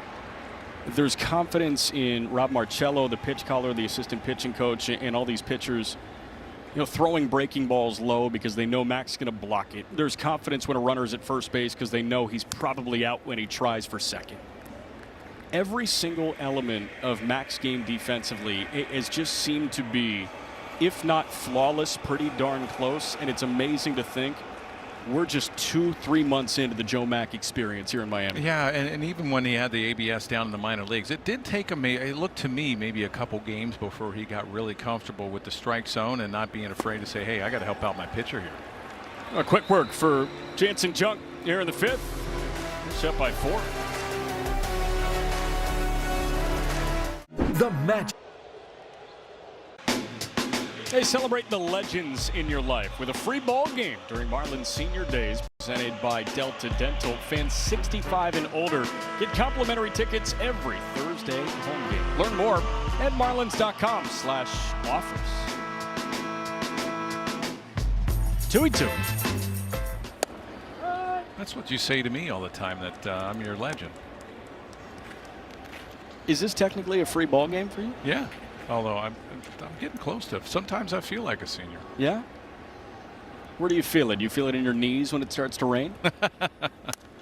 The joints start cramping up. Need some oil, like the Tin Man. A little WD-40. Well, the Marlins, about 7 balls in play today at 100 miles an hour or harder. They have been hard-hit machines today against Majinski, Sisk, and now Bacher. Well, 4 of them have come from Conine and Ramirez. Yeah, Conine with a double at 110, a homer at 107. Augustine with a single at 108, a double at 111. This is the power that the Marlins have been waiting on, but also getting over the last month or so. They're hitting the ball out of the ballpark. Now, if you look at season-long numbers, the Marlins are in the bottom third of the league in terms of team homers, but they were on this power surge, and obviously it's brutal to miss out with Stowers, right, who's out for the next few weeks, but you still have Conine, you still have Ramirez, you still have Hernandez. There are plenty of guys that can hit the ball out of the ballpark. One popped up, foul ground, and that'll get into the seats. Well, you need the power in your lineup. You need some consistency. You need some guys that put some threats in the pitcher's mind. You can't always single teams to death. And when you have both elements, that's when you're really cooking with gas. The Marlins are second in all of baseball in stolen bases as a team. Yeah, but when you can have that bloop single, steal a second, sack bunt, sack fly, and then you get a 2-run homer an inning later, it just feels like that can be a dynamic offense. And the coolest part about this Marlin offense is it seems like you never really know who's going to be the guy that night. Oh, that's the good part. You look around the division, Olsen's probably going to be the guy in some capacity for Atlanta. Schwarber, Harper are probably going to be the guys for Philly. High fly ball to center. No problem for Jake Mangum. He's got out number 1 here in the home 5th. Yeah, let's go to Kelly.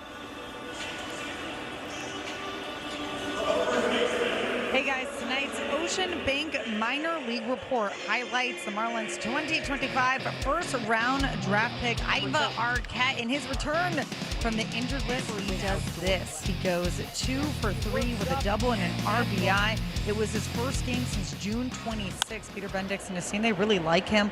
Very high on Iva. As Jimenez lines out there for the second out. Guys, they love his athleticism, but he too can hit. Promoted from Double-A after hitting .273 in high A and had collected 5 home runs in 13 games before hitting the IL at the end of June. Well, it looks like that thumb is fine, huh? Yeah, that thing went up in the trees, and he's a big boy too, right? What, 6'5"? Big guy. 6'6". That's short. Native of Honolulu, Hawaii. Went to the St. Louis school.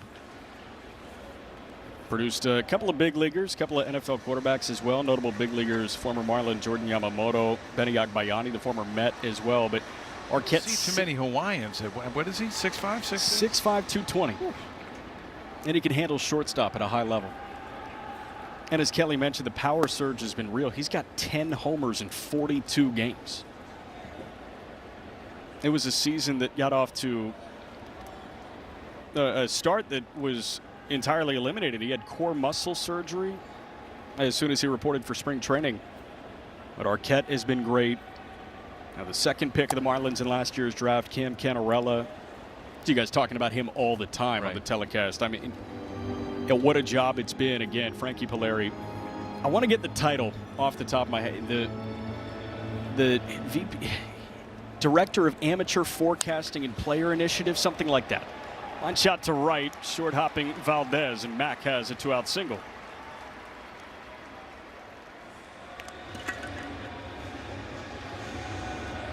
I practiced Frankie's title with him constantly. The Vice President of Amateur Forecasting and Player Evaluation. How about that? That's a good title. That is a title. Put that on a business card. They're just adding words, you name it. He not only can judge talent, he'll tell you what the weather's going to be the next day.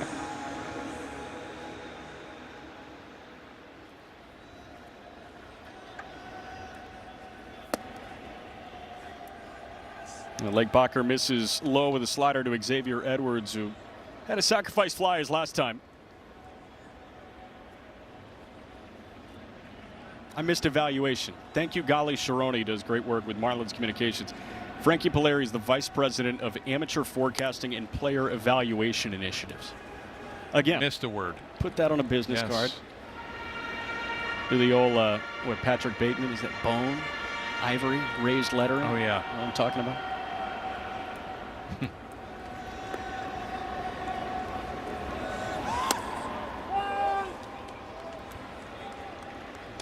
Poor spot for the Fish in the home third. Konar with the homer.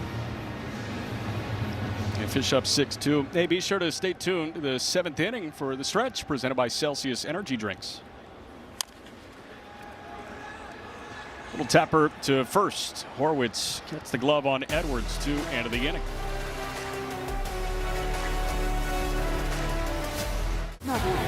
Feeling internet. Top of the 6th inning, 6-2 Marlins over the Pirates here in the middle match. Fisher trying to win a series over Pittsburgh. Hey, did you know the Miami Marlins Foundation hosts weekly online auctions? Don't miss your chance to bid on exclusive Marlins items during select home games. Score signed memorabilia, unique experiences, and more while helping support the Miami Marlins Foundation. Learn more at marlins.com/auction.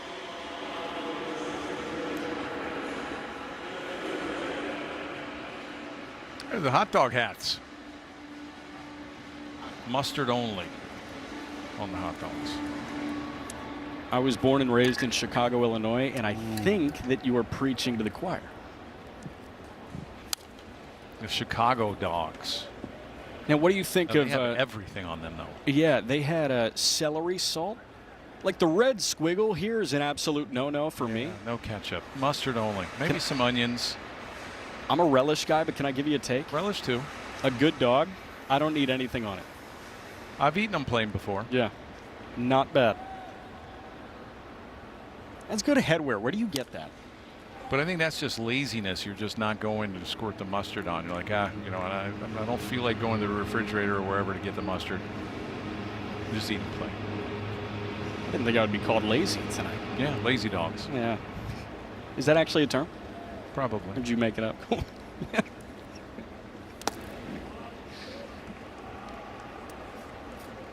Now, my fiance Isabel will rate hot dogs You know, if she meets us, like she's coming to Cincinnati, right? You know, when the Marlins go to play the Reds.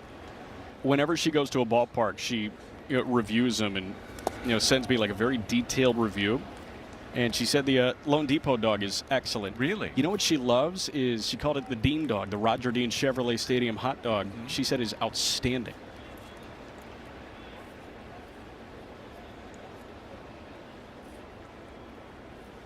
There's the mustard. Ketchup seems more utilized here. It's flipped down. Brian Reynolds takes up and away. You don't want to lose him here. Had him 0-2.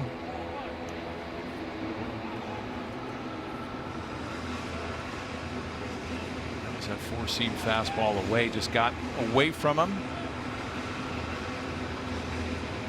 Now he has run some good two-seamers in on righties, which I like, and that opens up the outside part of the plate. Just have to try to do that same thing against lefties. 2 lifted out to left. Hernandez, no problem for out number 1. Brian Reynolds been held in check in the first game and a half here for the Pirates. Reynolds, he's 0 for 6 with a walk and a punch out, but this guy sitting near the top of a clumped leaderboard in Major League Baseball in doubles. He's also top 10 in on-base percentage. Hey, don't miss a moment this season with Marlins.tv, presented by Warner, Hoffman, Gregg, and Garcia. Stream the entire season within the Marlins territory. Watch games at home or on the go. And stay connected all year long, subject to national exclusivities. Visit Marlins.tv for details and start streaming today. Now Reynolds, again, top 10 in the National League in quite a few categories. He's also top 5 in runs scored. And I was just looking at the Major League leaderboard and runs scored, which is, I don't want to say an outdated stat because it's absolutely meaningful, but I feel like that leaderboard kind of falls by the wayside. The Triple Crown average, homers, right, RBIs, you look at stolen bases, you look at doubles. You know, the runs scored is effectively the James Wood Invitational right now. Brian Reynolds is top 5 with 80 runs scored. Matt Olson's number 2 at 86. And Wood's got 100. 100, and he's been out how long? Maybe 2 weeks? Just about. He got to 100 about a week and a half ago. Right. Or 2 weeks ago. A roller to third, Sanoja. No problem for him. Luckily 2 gone for Junk here in the 6th. Well, he's taking on a Pirate offense that has been dormant in the last game and a half, but this has been a resurgence for the Pittsburgh Pirate offense compared to last year. They were, by OPS by runs scored, literally the worst offense in Major League Baseball, and now they're top 5 in so many different categories. Yeah, they would love to have this stat back after the All-Star break because they've been really struggling. Well, they've had 3 of their key hitters out. O'Hearn, you don't know if they're going to get him back. You have O'Neal Cruz. I thought maybe you might see him during this series here with the Marlins, but sounds like he'll be back over the weekend. And then Connor Griffin, you know, the real deal at shortstop. Those 3 losses in that Pirate offense really has cost them, and you can see guys struggling because of it. Nick Gonzalez is 2 for 2. The Pirates, hard to believe, on August 12th have already plated more runs than they did as a team all of last year. This is game number 122 for them.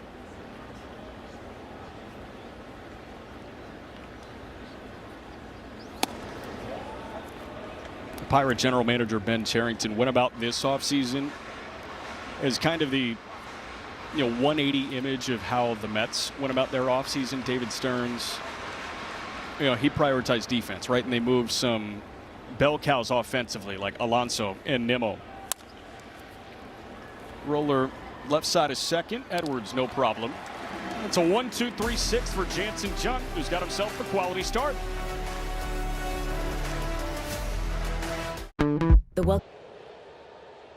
It's a 6-2 Marlins lead here in the bottom of the 6th as Otto Lopez looking for his first hit on the night in order to extend his hit streak to 4 as of late. He's had to make adjustments, the adjustments that pitchers have made to him. As we can see from our Toyota trend, he's seeing a lot more breaking balls early in the season in March and April, seeing breaking pitches just 9% of the time compared to 17% of the time over the last couple of months. It's not hard to see why, though, guys. Otto posting a 977 OPS against fastballs this season. That's 4th best in the National League behind names like Shohei Ohtani, Kyle Schwarber, and James Wood. Pedro Guerrero said in order for him to find success against those breaking balls down in the zone, what he needs to do is be disciplined and let them go into the zone where he can do damage. The good news is that was something Otto did a really nice job of in his successes early in the season. How about that company in terms of mashing fastballs? Ohtani, Schwarber, Wood, and Lopez, top 4 in the National League. That's amazing. You know, it's really hard to hit and sustain above 300 average. And, you know, you're going to go through times during the season that you go into 0 for 11, 0 for 15. You got to fight your way out of it, 1 for 11. He's a really good contact hitter. He doesn't strike out a whole lot. He does swing early in counts, and you know, when he was going well, when his average was above 320 and the 330s, is when he was fouling off nasty breaking pitches away to get into those fastball counts. That's a ground out for out number 1 for Lake Bacher here in the bottom of the 6th inning. As such is the burden of being a focal point in the offense here, right? And quickly becoming a focal point as well. I think in April, you know, so many starting pitchers said, you know what, we're going to worry about guys other than Otto Lopez. He's just hot, off to a hot start. At what point for you did hot become good for Otto Lopez? Well, you make the All-Star team, and I think that opens up a whole lot of eyes around baseball. And he's a guy in the lineup that, you know, does he have the power? No, not compared to last year, but he's hitting for a lot more average. And for a pitcher, he's a guy they really got to be careful. I mean, he will work the count. I mean, you're throwing 6-7 pitches a lot of times in every at-bat against Lopez, and you know, you can't really pitch him one way. He hits the all field, so it isn't like, hey, I'm going to try to get him out of the way. Well, he'll take you the other way. You want to talk plan of attack? Griffin Conine certainly has one. A slug over 670 against relief arms. Now, Griffin Conine already exit velocities in this series. Mind you, it started last night, about 24 hours ago. 105, 105, 103, 110, 107. And a business decision from Lake Bacher. And now a message from WHG Law. Winning doesn't just happen by accident. At WHG, we know every case is earned before you ever step inside the courtroom. WHG, preparation wins.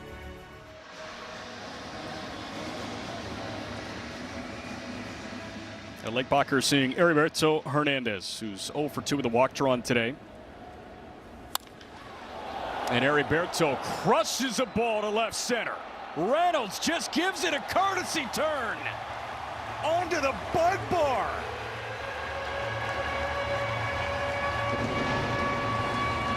Annihilated by Burt. Well, the Marlins hitters are not giving a warm welcome to Lake Bacher back here at Lone Depot. That's the second home run off of Lake Bacher.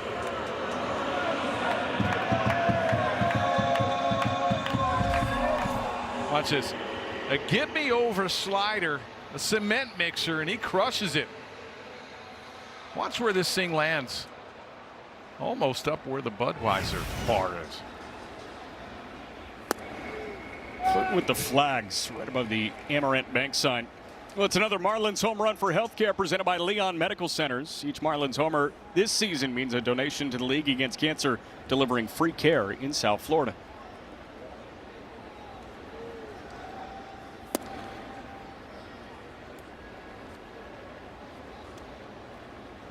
Now for Hernandez, it was home run number 17.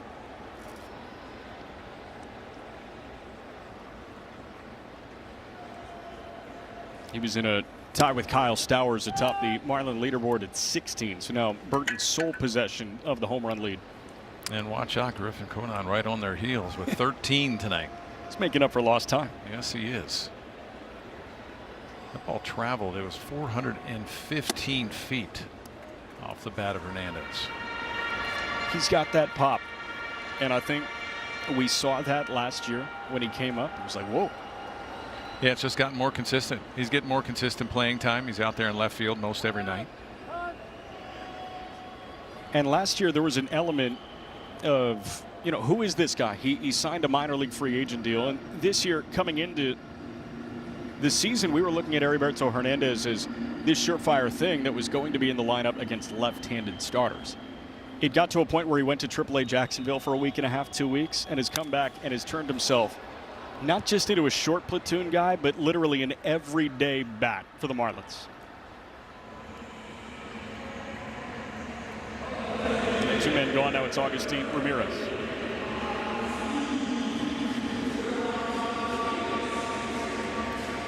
Gus has hit the ball hard. He's 2 for 3 today. And he's 5 for 12 since being recalled from AAA Jacksonville.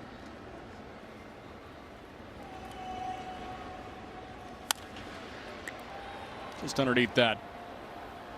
Shallow right. Long run for Valdez. But Lau is there. Well, Heriberto Hernandez adds even more to the tally for the Fish. His 17th home run is the Marlin lead.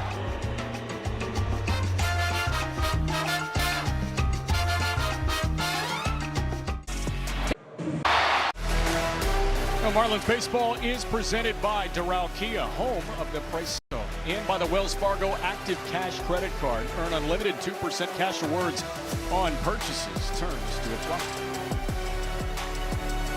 On top of the 7th inning, Tyler Zuber, the new arm, into the contest. Jack McMullen, Jeff Nelson, Kelly Sacco here with you. Nelly, I know you like games like last night. 2-0's really fun, but this is also fun as well. It is, especially when the offense, they pretty much picked up from that Anaheim series. Yes, you had Skeens. It was a 2-0 game yesterday. It went very fast. Today's a little bit slower, but the bats showed up again. And, Jansen Junk did a really nice job. 6 innings, a 4-hit ball, only giving up those 2 runs, 1 earned. So he had the luxury of some early runs, and you can see that the Pirates, they were right there in the wild card and are playing so tight. They're just falling off the cliff. And the Marlins have a chance to win their 2nd series in a row and go on the road to Cincinnati and Philadelphia. So it seems like every team that they see the Marlins do for the rest of the year are all going to be in the playoff hunt with them. Yeah, and a couple of guys are really hitting their stride offensively right now. Griffin Conine, we've talked about. He's mashing the baseball, but really fun to see Augustine Ramirez break out today with a couple of hard-hit balls flirting with 110 miles an hour. Yeah, it's tough to get these guys playing time, and he'd like to get Jimenez some playing time, consistent playing time. You look at Ramirez, he was your power guy last year, trying to get and fit him in the lineup. It's really tough to do, so you really got to hand it to some of these guys like Ramirez to stay ready. Whenever your name is called, whenever you see your name in the lineup, you're ready to go. And to have a game, a real good game today, and he's hit the ball hard. Hard hit baseball, passed it out to the first baseman Jimenez. That's a leadoff knock against the new arm, Ronnie Simon. Jansen Junk was really solid tonight. 6 innings and 2-run ball, quality start. He paves the way for Tyler Zuber trying to work through a clean 7th. Yeah, Zuber's done a really nice job out of the bullpen. He can be a high leverage guy, nice ERA. You see the 26 strikeouts. You absolutely love the walks at 26 strikeouts, and only 21 in the 3rd inning.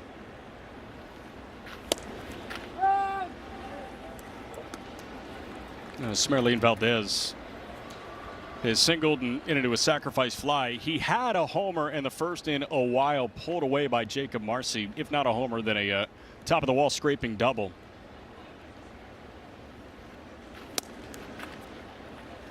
Valdez, Nelly mentioned hitting well under 100 in the month of August. This was a guy that came out like gangbusters in his major league career. It's a fun nickname, the Magician, because he makes the baseball disappear, but also it's a play on Merlin. Right. And it's been disappearing on him lately, the last 10, hitting about $174, or .074, excuse me. First 37 games for Smerlin Valdez, 14 homers and a 1092 OPS. Yeah, he needs to start pulling that rabbit out of the hat again.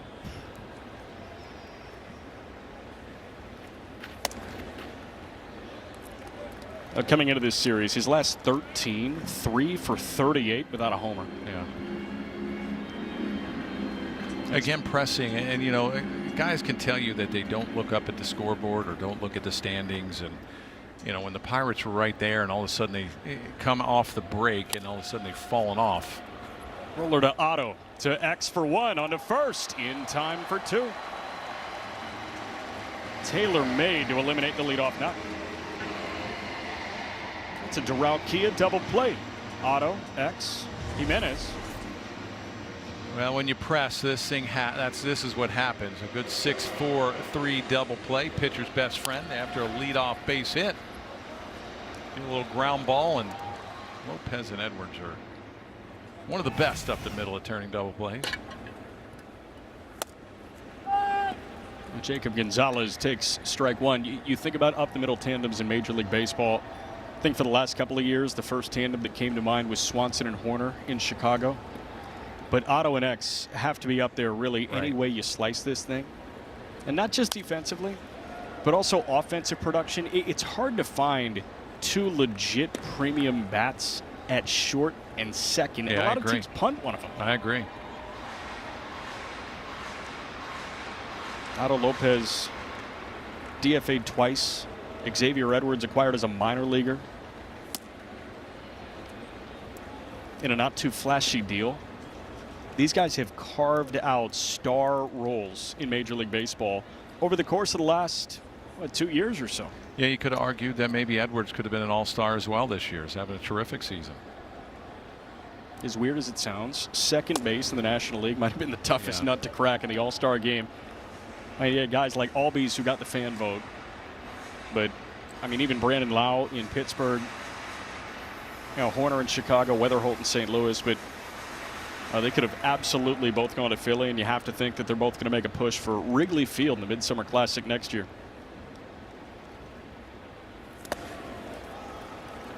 That one cut on and missed.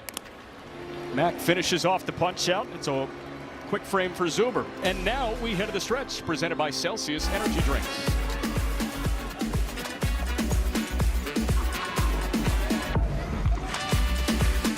And welcome to the stretch presented by Celsius Energy Drinks tonight.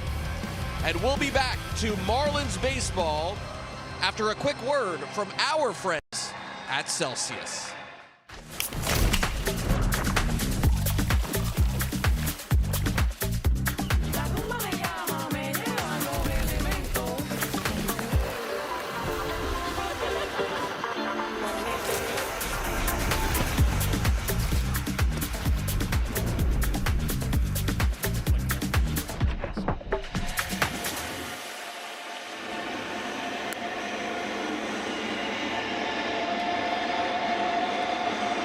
Beautiful South Florida here. Lone Depot Park, 8-2 Marlins over the Pirates. Marlins trying to take a series against a team that is nipping at their heels in the wild card, although I can't say nipping at their heels because they're kind of falling way behind in this wild card race. Pirates in the midst of a free fall. Meanwhile, the Marlins are surging at a perfect time. Now, up-to-date look at the National League wild card chase. San Diego walk-off winners in 11 over Milwaukee today. San Diego one clear of Arizona for that final spot. But here you go. The Marlins 2 back as it stands right now with the final score and final result of this one still pending. Yeah, with Miami, if they pull this one off, they'll be a game and a half back from the Phillies. Now, Philadelphia, it's an interesting thought exercise because Andrew Painter, the rookie right-hander, has come back up from AAA, looked better. They got to figure out that offense, and they got to figure out that bullpen. Meanwhile, the Pirates, who thought they figured out the bullpen, turned to one of their deadline acquisitions, the veteran, and I mean veteran right-hander Kirby Yates, 39-year-old. He's in his 12th Major League season. Yeah, his 8th Major League team. They got him from the Angels. He got a 3.95 ERA and 27 in the third innings with the Angels. 36 strikeouts. He's got good stuff. His fastball is not as hard as it used to be. He's about 90 miles an hour and got a nasty split. It's been an interesting 3-year stretch for Kirby Yates. He somehow found the fountain of youth at 37 years old. In his age 37 season with Texas in 24, he threw 62 innings at a 1.2 ERA. Signs a 1-year deal with the Dodgers. ERA nearly 5.5 in 50 appearances. Reunites with his pitching coach in Arlington, Mike Maddox, who was the pitching coach with Anaheim until yesterday, and traded to the Pirates again about a week and a half ago. Shame to see Mike Maddox relieved of his duties. Right, I know. He's been a staple and an excellent pitching coach in baseball. And shot to center. Mangum abandons mission. And Sanoha has himself a 1-for-2 day.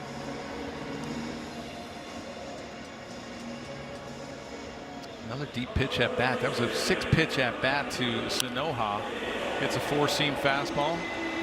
91 miles an hour. Mangum was thinking about it, but held up.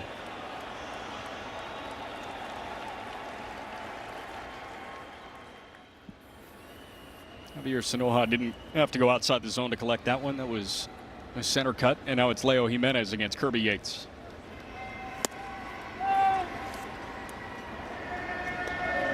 And is hit by a pitch with the bases loaded. He's also lined out twice.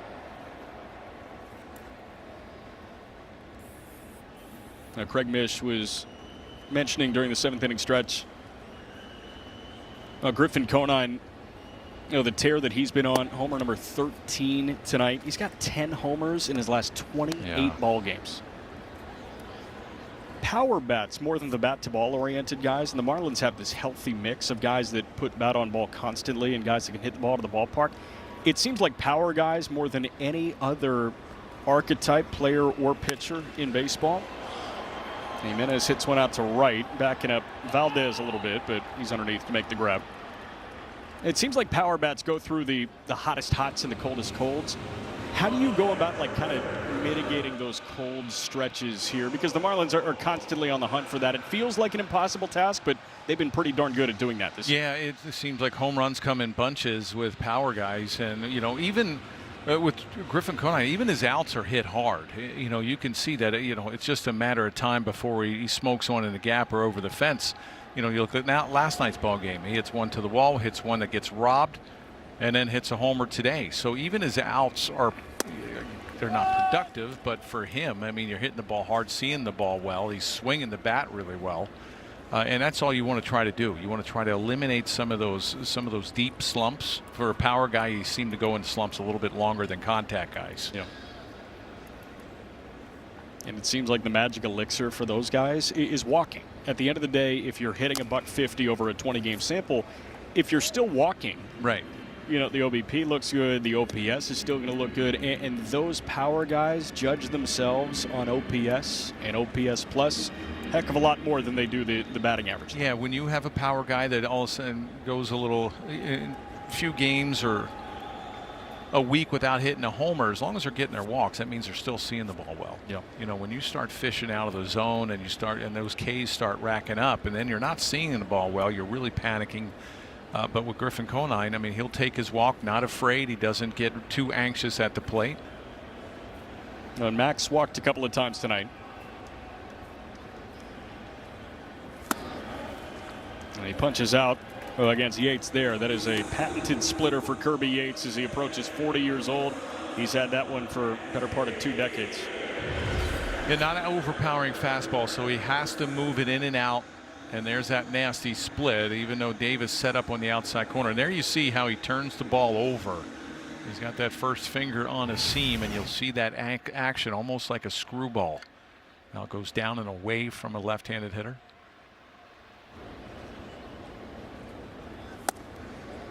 When you were throwing, did you ever hear the word pronate, pronation? Yeah. Supination? Supinate, pronate. I learned supination. So supination is when you throw breaking balls. It's like you're carrying a bowl of soup. Yep. It's like port and starboard, right? Port, same number of letters as left, so yeah. Port means left. Yeah, supinate, you hold a bowl of soup. That means if you're holding your palm directly down to throw a breaking ball, you're going to push your pinky closer to the floor. If you're pronating, you push your thumb closer to the floor.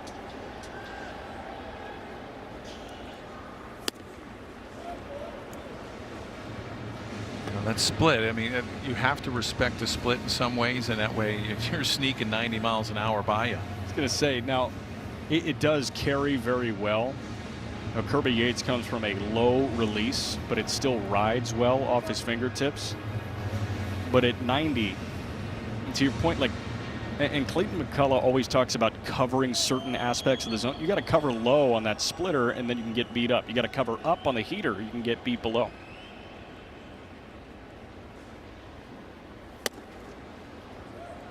He was talking about this with Casey and Stowers. Clayton McCullough was earlier this year about choosing the place to chase.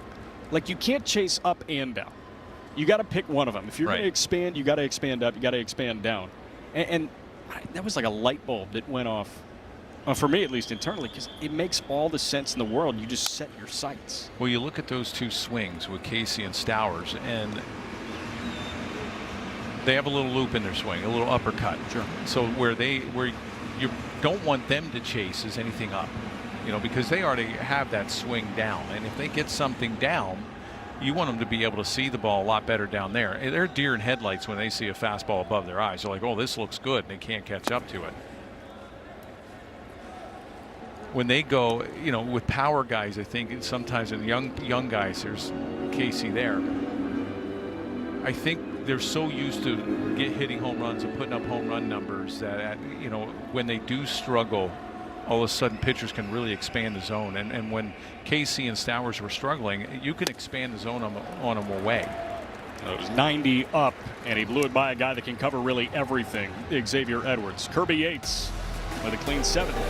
Still 8-2 fish.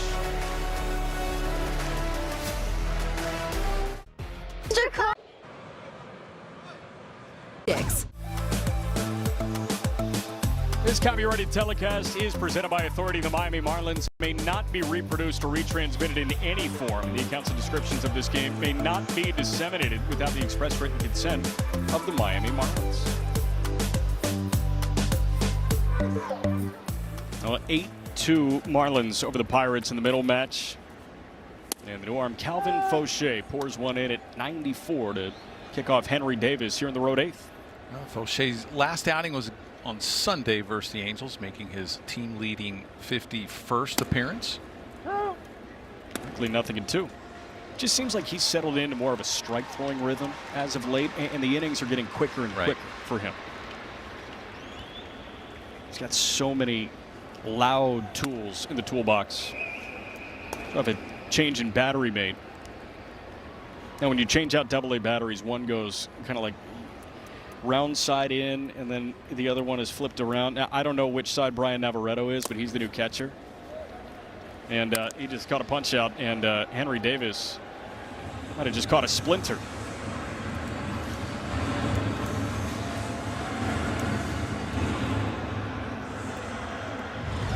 If you do this, it's got to snap. Yeah, exactly. You better snap it over your knee. Expanding the zone, did not like it. It's got to be the bat, right? It's the equipment every single time. It's not the swing. It's got a hole in it. Chopper right side of second. Otto ventures beyond his location, and he just gets the speeding Mangum for out number 2. If you go down, you might as well go down quickly. And Brian Navarretto, again, the other side of the battery. You know what I'm talking about? Like, one of the sides of a battery is smooth. When you change out, like, TV remote. Everything was going so well over these last 2 days until you brought that up. What are we doing here? I'll see myself out. This is my first time wearing a tie.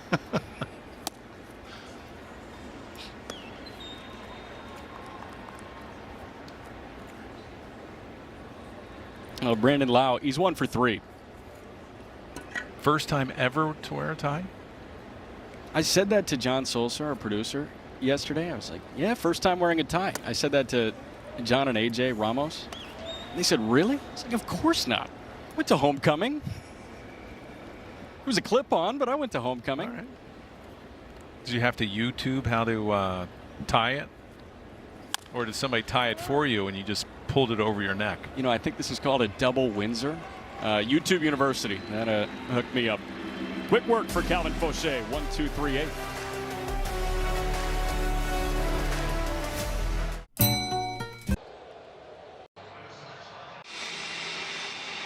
The 8-2 Marlins over the Pirates here in the bottom of the 8th inning.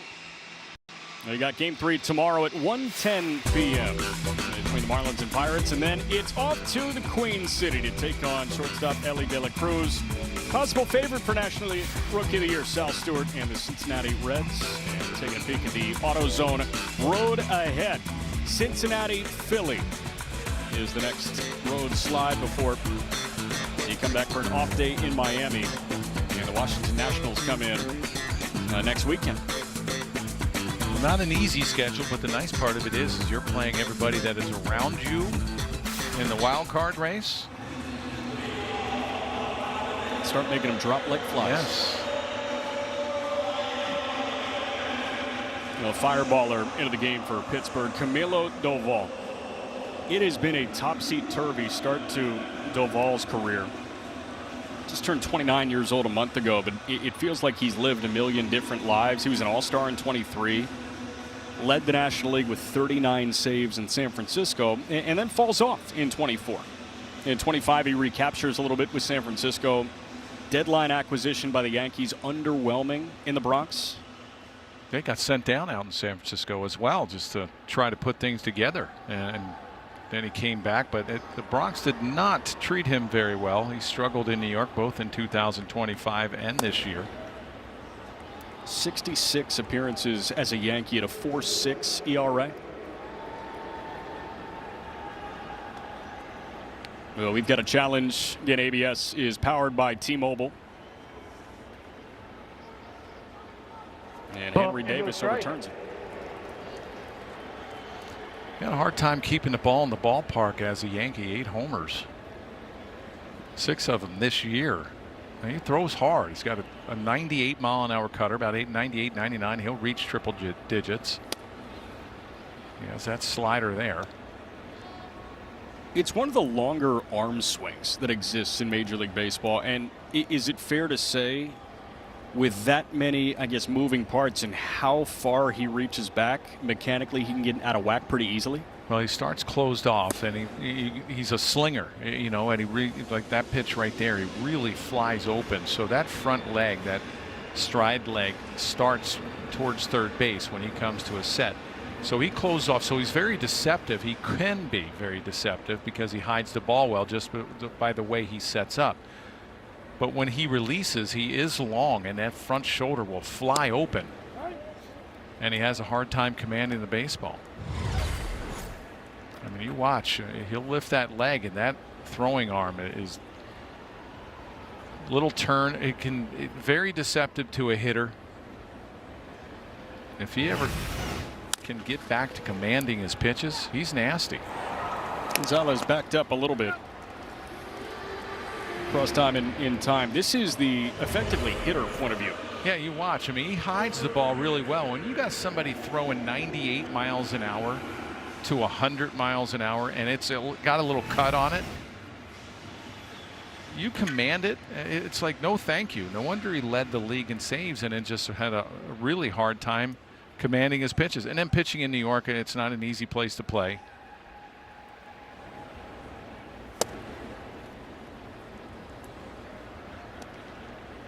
When you got, tens of thousands breathing down your neck, I'm sure things can speed up on you quickly. Camilo Doval, obviously he throws 100, so he's going to punch out, more than the average reliever will. It's about 11 punch outs per 9 in his career. Doval, what he also does at a very, very high level is roll ground balls, and that's, I guess, what you can do with the cutter and slider at the bottom, especially when you're that whippy. He's got a 55% career ground ball rate. In Major League average, right about 42%.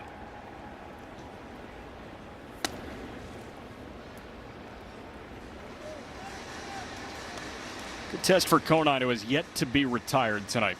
Walked twice, doubled at 110, homered at 107.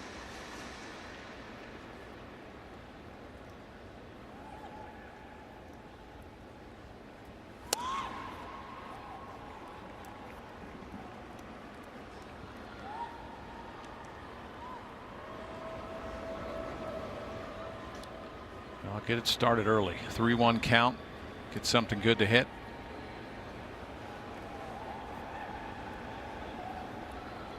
Three-1. Just clipped it.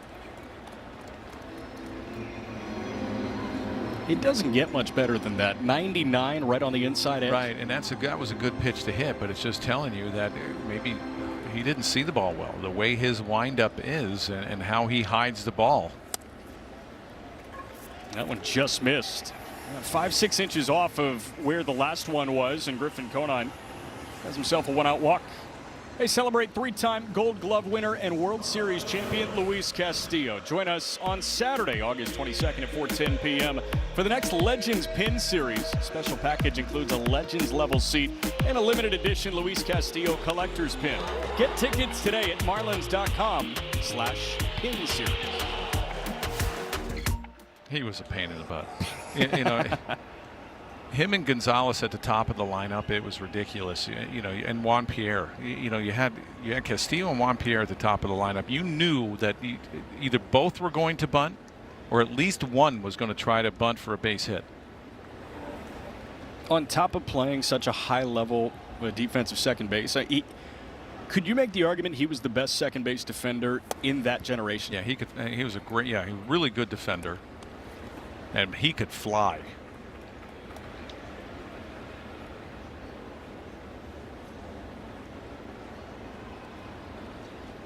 You faced him once. You got him out. Did I really? Good for nice. You. Congrats. Well, this pin series has been such a smash hit here at Lone Depot Park. Could be playable for Henry Davis. No. It was so much fun. Jeff Conine at the outset of the year. Tons of others. Livan Hernandez had a pin as well. And the Legends level, I'm a sucker for it. Suvice. I got the Marlins roll earlier today. You got Sergio's on the Legends level as well. The Legends Pin Series, you can go, take a walk through the Marlins Legends Hall of Fame. And they may have some offseason work to do. There's a lot of Ricky Nolasco when it comes to the franchise leaders. I think Sandy Alcantara may have his mug up there a couple times.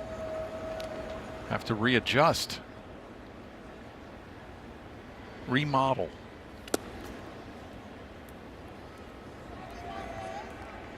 You've seen all the knickknacks and trinkets they have in the glass casing on that Legend. It's just outstanding. And have you done ceviche? I have not. I have not yet. Come with me tomorrow. It's early tomorrow. Are you down for like an 11:30 a.m. No, sushi? I would have been down for tonight, but you're an I, me guy, so it's, But I've seen you guys eat it. I mean, I think Steven eats it as well. Steven eats it. It looks good. He gets the poke bowl.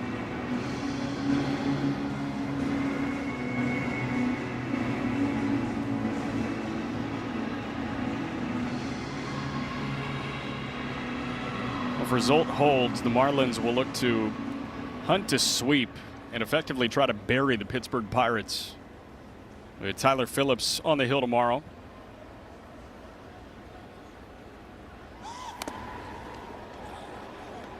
One ran up and clipped the barrel of Hernandez. It was a sinker high and tight at 98. As you can see, Doval has a quick worker. Not really. It's kind of a closer thing. I remember when Baseball Savant a few years ago started tracking who takes the longest in between pitches. I think it was so far and away Kenley Jansen. And there are a couple other closers around Major League Baseball that, they got to rock back and forth, and you got to get set. And on the fourth deep breath, it's time to go. It's like Dwight Howard shooting a free throw. Do you ever remember Lee Smith, Hall of Famer? He was a closer for the Cubs, Orioles. I never got to watch him, but read. When he would come in from the bullpen, he would walk. He never ran. He would walk. So the bullpens are out in right center, left center. And it was kind of like the pitching coach for the Pirates. Yeah. Take his time. And then he'd get on the mound. This guy was maybe, he was probably 6'5", 6'6", 260, 270. He didn't want to get the heart rate too high, right? No.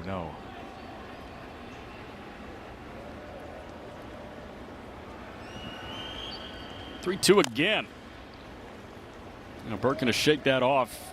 Get ready for pitch number 8. Heriberto Hernandez off the schneid a little bit last time up with a 2-run tape measure shot out to left center.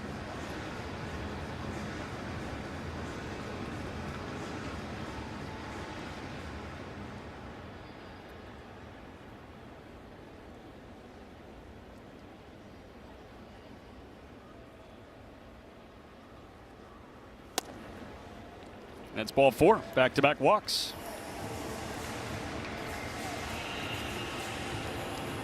So Hernandez aboard for the 3rd time tonight. Conine's been on all 5 times he's come to the plate. And Marcy can really look to put this game away. Tough task tomorrow. Again, Tyler Phillips throws for the Fish opposite an all-star. Braxton Ashcraft is in the midst of a breakout season for Pittsburgh. He sprays one the other way. Long run for Reynolds, but he gets there. Conan heads back to second. A reminder, early game tomorrow, 1:10 first pitch. The Marlins.tv pregame show hits the air at 12:45 tomorrow. It'll be Craig Mish, AJ Ramos again. And we'll talk to you for Phillips and Braxton Ashcraft. Second start for Ashcraft against the Marlins this year. He was a late all-star ad, and you could make the argument numerically he was better than Skeens when Skeens was tabbed an all-star. By the way, it seems like everybody and their brother has a theory on Skeens today. Everyone's coming out of the woodwork. They had videos, arm slots, throwing across his body, not throwing across his body. Any of that has nothing to do with why he has dropped 4 or 5 miles an hour on his fastball. Massive hack at 101.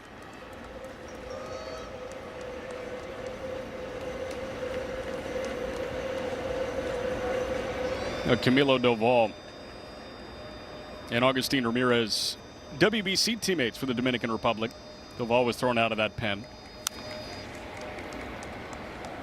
I mean, this place was on fire every time the DR played in that World Baseball Classic. It's a great atmosphere here. I got to get here. Did you come? Yeah, after one of the Grapefruit League games. I got to get here for DR and US when Skeens threw against the Dominican Republic. It felt like I was watching Tyson Holyfield. It was awesome. Did you get in free? Yeah. That was the best part. Where'd you sit? Because it was a packed house, right? Yeah. So down the right field line, I sat in like the media overflow area. Just walk around like you own the place with a credential on. Absolutely. Like, who's that guy? That one cut on and missed. Slider bottomed out. Augustine Ramirez chased below the zone, and Duval strands 2 walks. I'm Jay, and Well, Miami Marlins baseball is presented by the Wells Fargo Active Cash Credit Card. Earn unlimited 2% cash rewards on purchases. Terms apply. And by Hard Rock Bet, the official bet partner of the Miami Marlins. And bombs away for the Fish tonight. Griffin Conine with a homer. Heriberto Hernandez with a 415-foot homer out to left center. And now it's on Victor Vodnik, one of the newest Miami Marlins, to tie a bow on this thing. Yeah, really good arm. He's got an electric fastball in the upper 90s, making his 4th appearance as a Marlin. His 37th on the year.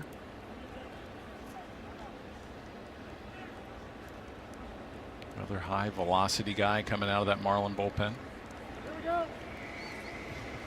Marlins feel like they have something special in Vodnik. They acquired him. There were a couple of guys, Connor Norby, who just got up with the big club in Colorado after initially reporting to AAA Albuquerque, as well as pitching prospect Aiden May. That was the deadline deal to get Vodnik to Miami. Now, you mentioned big arm, but they feel like they can, tweak some things in the arsenal. Maybe it's a usage deal, maybe it's a grip deal as well. And Vodnik, maybe just scraping the surface of who he can be, especially at sea level.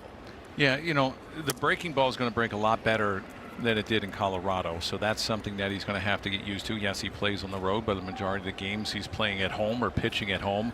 I think he has more swing and miss stuff than he's shown this year. 40 innings, he's only struck out 30. The command is a little bit iffy. 20 walks, 21 walks, but there's that swing and miss stuff, and there's that slider that you're going to see and he's going to see be a little bit more effective here in Miami. He's got really good drop to it, and that goes along with that 98-mile-an-hour fastball. Breaking ball is going to be a bit sharper. The other number that a lot of pitchers complain about in Colorado is the carry on the fastball. It just nerfs anything you can do with a four-seamer. This is a guy that throws a 98 to 100-mile-an-hour four-seamer. Remember Tyler Phillips threw a side session in Colorado. He threw a pitch design, and he came in just shaking his head like, I can't believe some of the vert numbers that he was getting on his fastball. I mean, it's 5-6 inches below what these guys are typically at. Yuri Perez throws a lot of fastballs with 19 to 20 inches of induced vertical break, and there were some that he threw in his Colorado start, albeit it was a good one, were like 11 to 12 inches. Yeah. Chopper right side, Jimenez to Vodnik, and Pittsburgh down to their final out.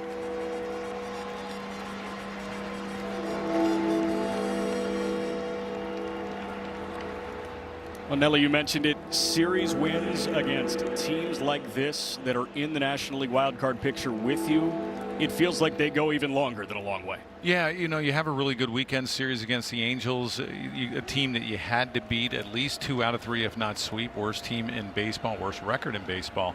Then you have the Pirates come in town. You have that week off. You have a really good offensive weekend. Yesterday's ball game, not a whole lot of offense. It was basically Ruiz, and that was it. But you had really good pitching, good bullpen pitching with Peterson and Fairbanks. And then today the bats show up again. So, they see the teams that are with them. They want to try to separate themselves from a team like the Pirates, and they're doing that. I mean, you can control when you see the schedule. We saw the schedule going forward. They can control their own destiny. All they have to do is continue to win series and then look up at the scoreboard and watch the teams that are around them or ahead of them and hope they lose and just keep gaining ground. These guys are so focused on what they do. It is objectively really fun for us. Yeah, and I don't think they don't think that they probably. I think they have one, maybe the top 5 hardest schedule going forward. Yeah, I mean, it's not an easy schedule for the Marlins. I mean, these guys don't know that. No, and not in the slightest, but like, looking at the upcoming schedule, scoreboard watching every single night, it's really fun as a fan. Clayton McCullough kept on using the term, you just got to have a chip in the chair. Yeah. And the Marlins, albeit it's August 12th, they've got a heck of a lot more than a chip in that chair. They might be taking a seat at some point. Yeah, exactly. And in days like today, when you have the teams that are ahead of you that have already played. Might have clipped him regardless. It's ball 4 on Nick Gonzalez, and that's a 2-out base runner here in the top of the 9th. And if you're the Pirates, it's not looking good. And the cast of characters changes in the wild card race constantly. I mean, a week and a half ago, could have been sitting here and saying, hey, what's Pittsburgh up to tonight? Now it's what's San Diego and Arizona up to tonight? Who knows? What's St. Louis and Cincinnati up to? Yeah, exactly. I mean, you look at St. Louis. I mean, they all of a sudden fell off. I think at one time they lost like 5 or 6 in a row, and then all of a sudden now they've won 2 out of 3, and they're a half a game back from the Marlins. They beat the Phillies 2 out of 3 so far. Looking for the sweep. Last year was all about the Mets and the Reds, right? It was just like, okay, who's diving, who's skyrocketing?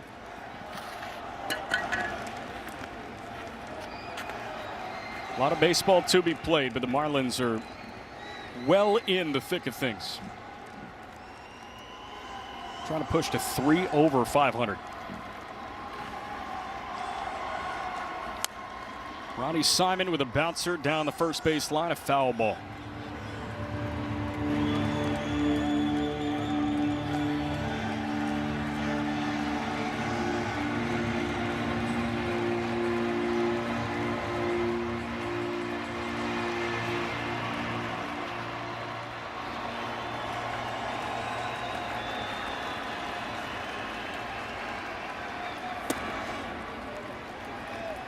Changeup yanked by Vodnik.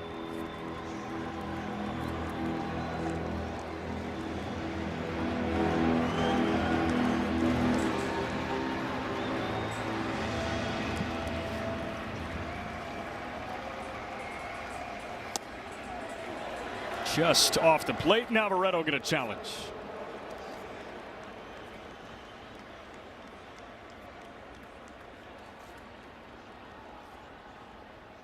ABS is powered by T-Mobile. Call is confirmed. Miami is at the challenges for the remainder of the contest. Might as well. Yeah, you can't take it with him.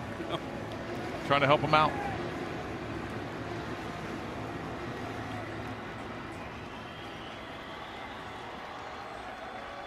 Three-two. Chopper left side. Sanoha charges on the run. He puts it in his back pocket.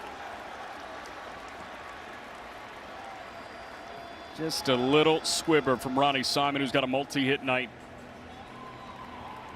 That'll bring up Ismaelin Valdez. Yeah, nothing you can do about this. That's Sanoha playing a deep third base with a 3-2 count. Four-seam fastball off the end of the bat, and Simon can run.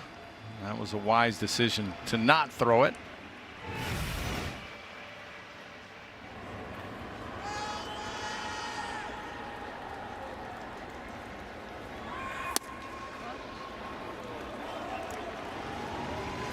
How about that pop? I mean, that's a different 99. That's some confidence right there. As a pitcher, when you're in the bullpen getting ready to come into the game, that's what you want to hear.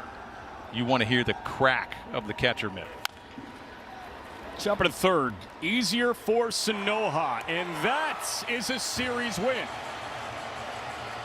Marlins have taken the front two. This one in emphatic fashion. Offense came alive, and they take the middle match 8-2 over the Buccos. Yeah, really nice job. You win 2 out of 3. Now you have a chance to sweep tomorrow. You mentioned the offense. Outstanding job, Griffin Conine. Home run number 13. He was on base all 5 times. You look at Hernandez, a big day. Ramirez, a big day at the plate. Nice job. You had a really good start with Jansen Jung. You had the luxury of getting some early runs, settle in a little bit. 6 innings, only giving up 1 earned run, and a nice job by the bullpen again.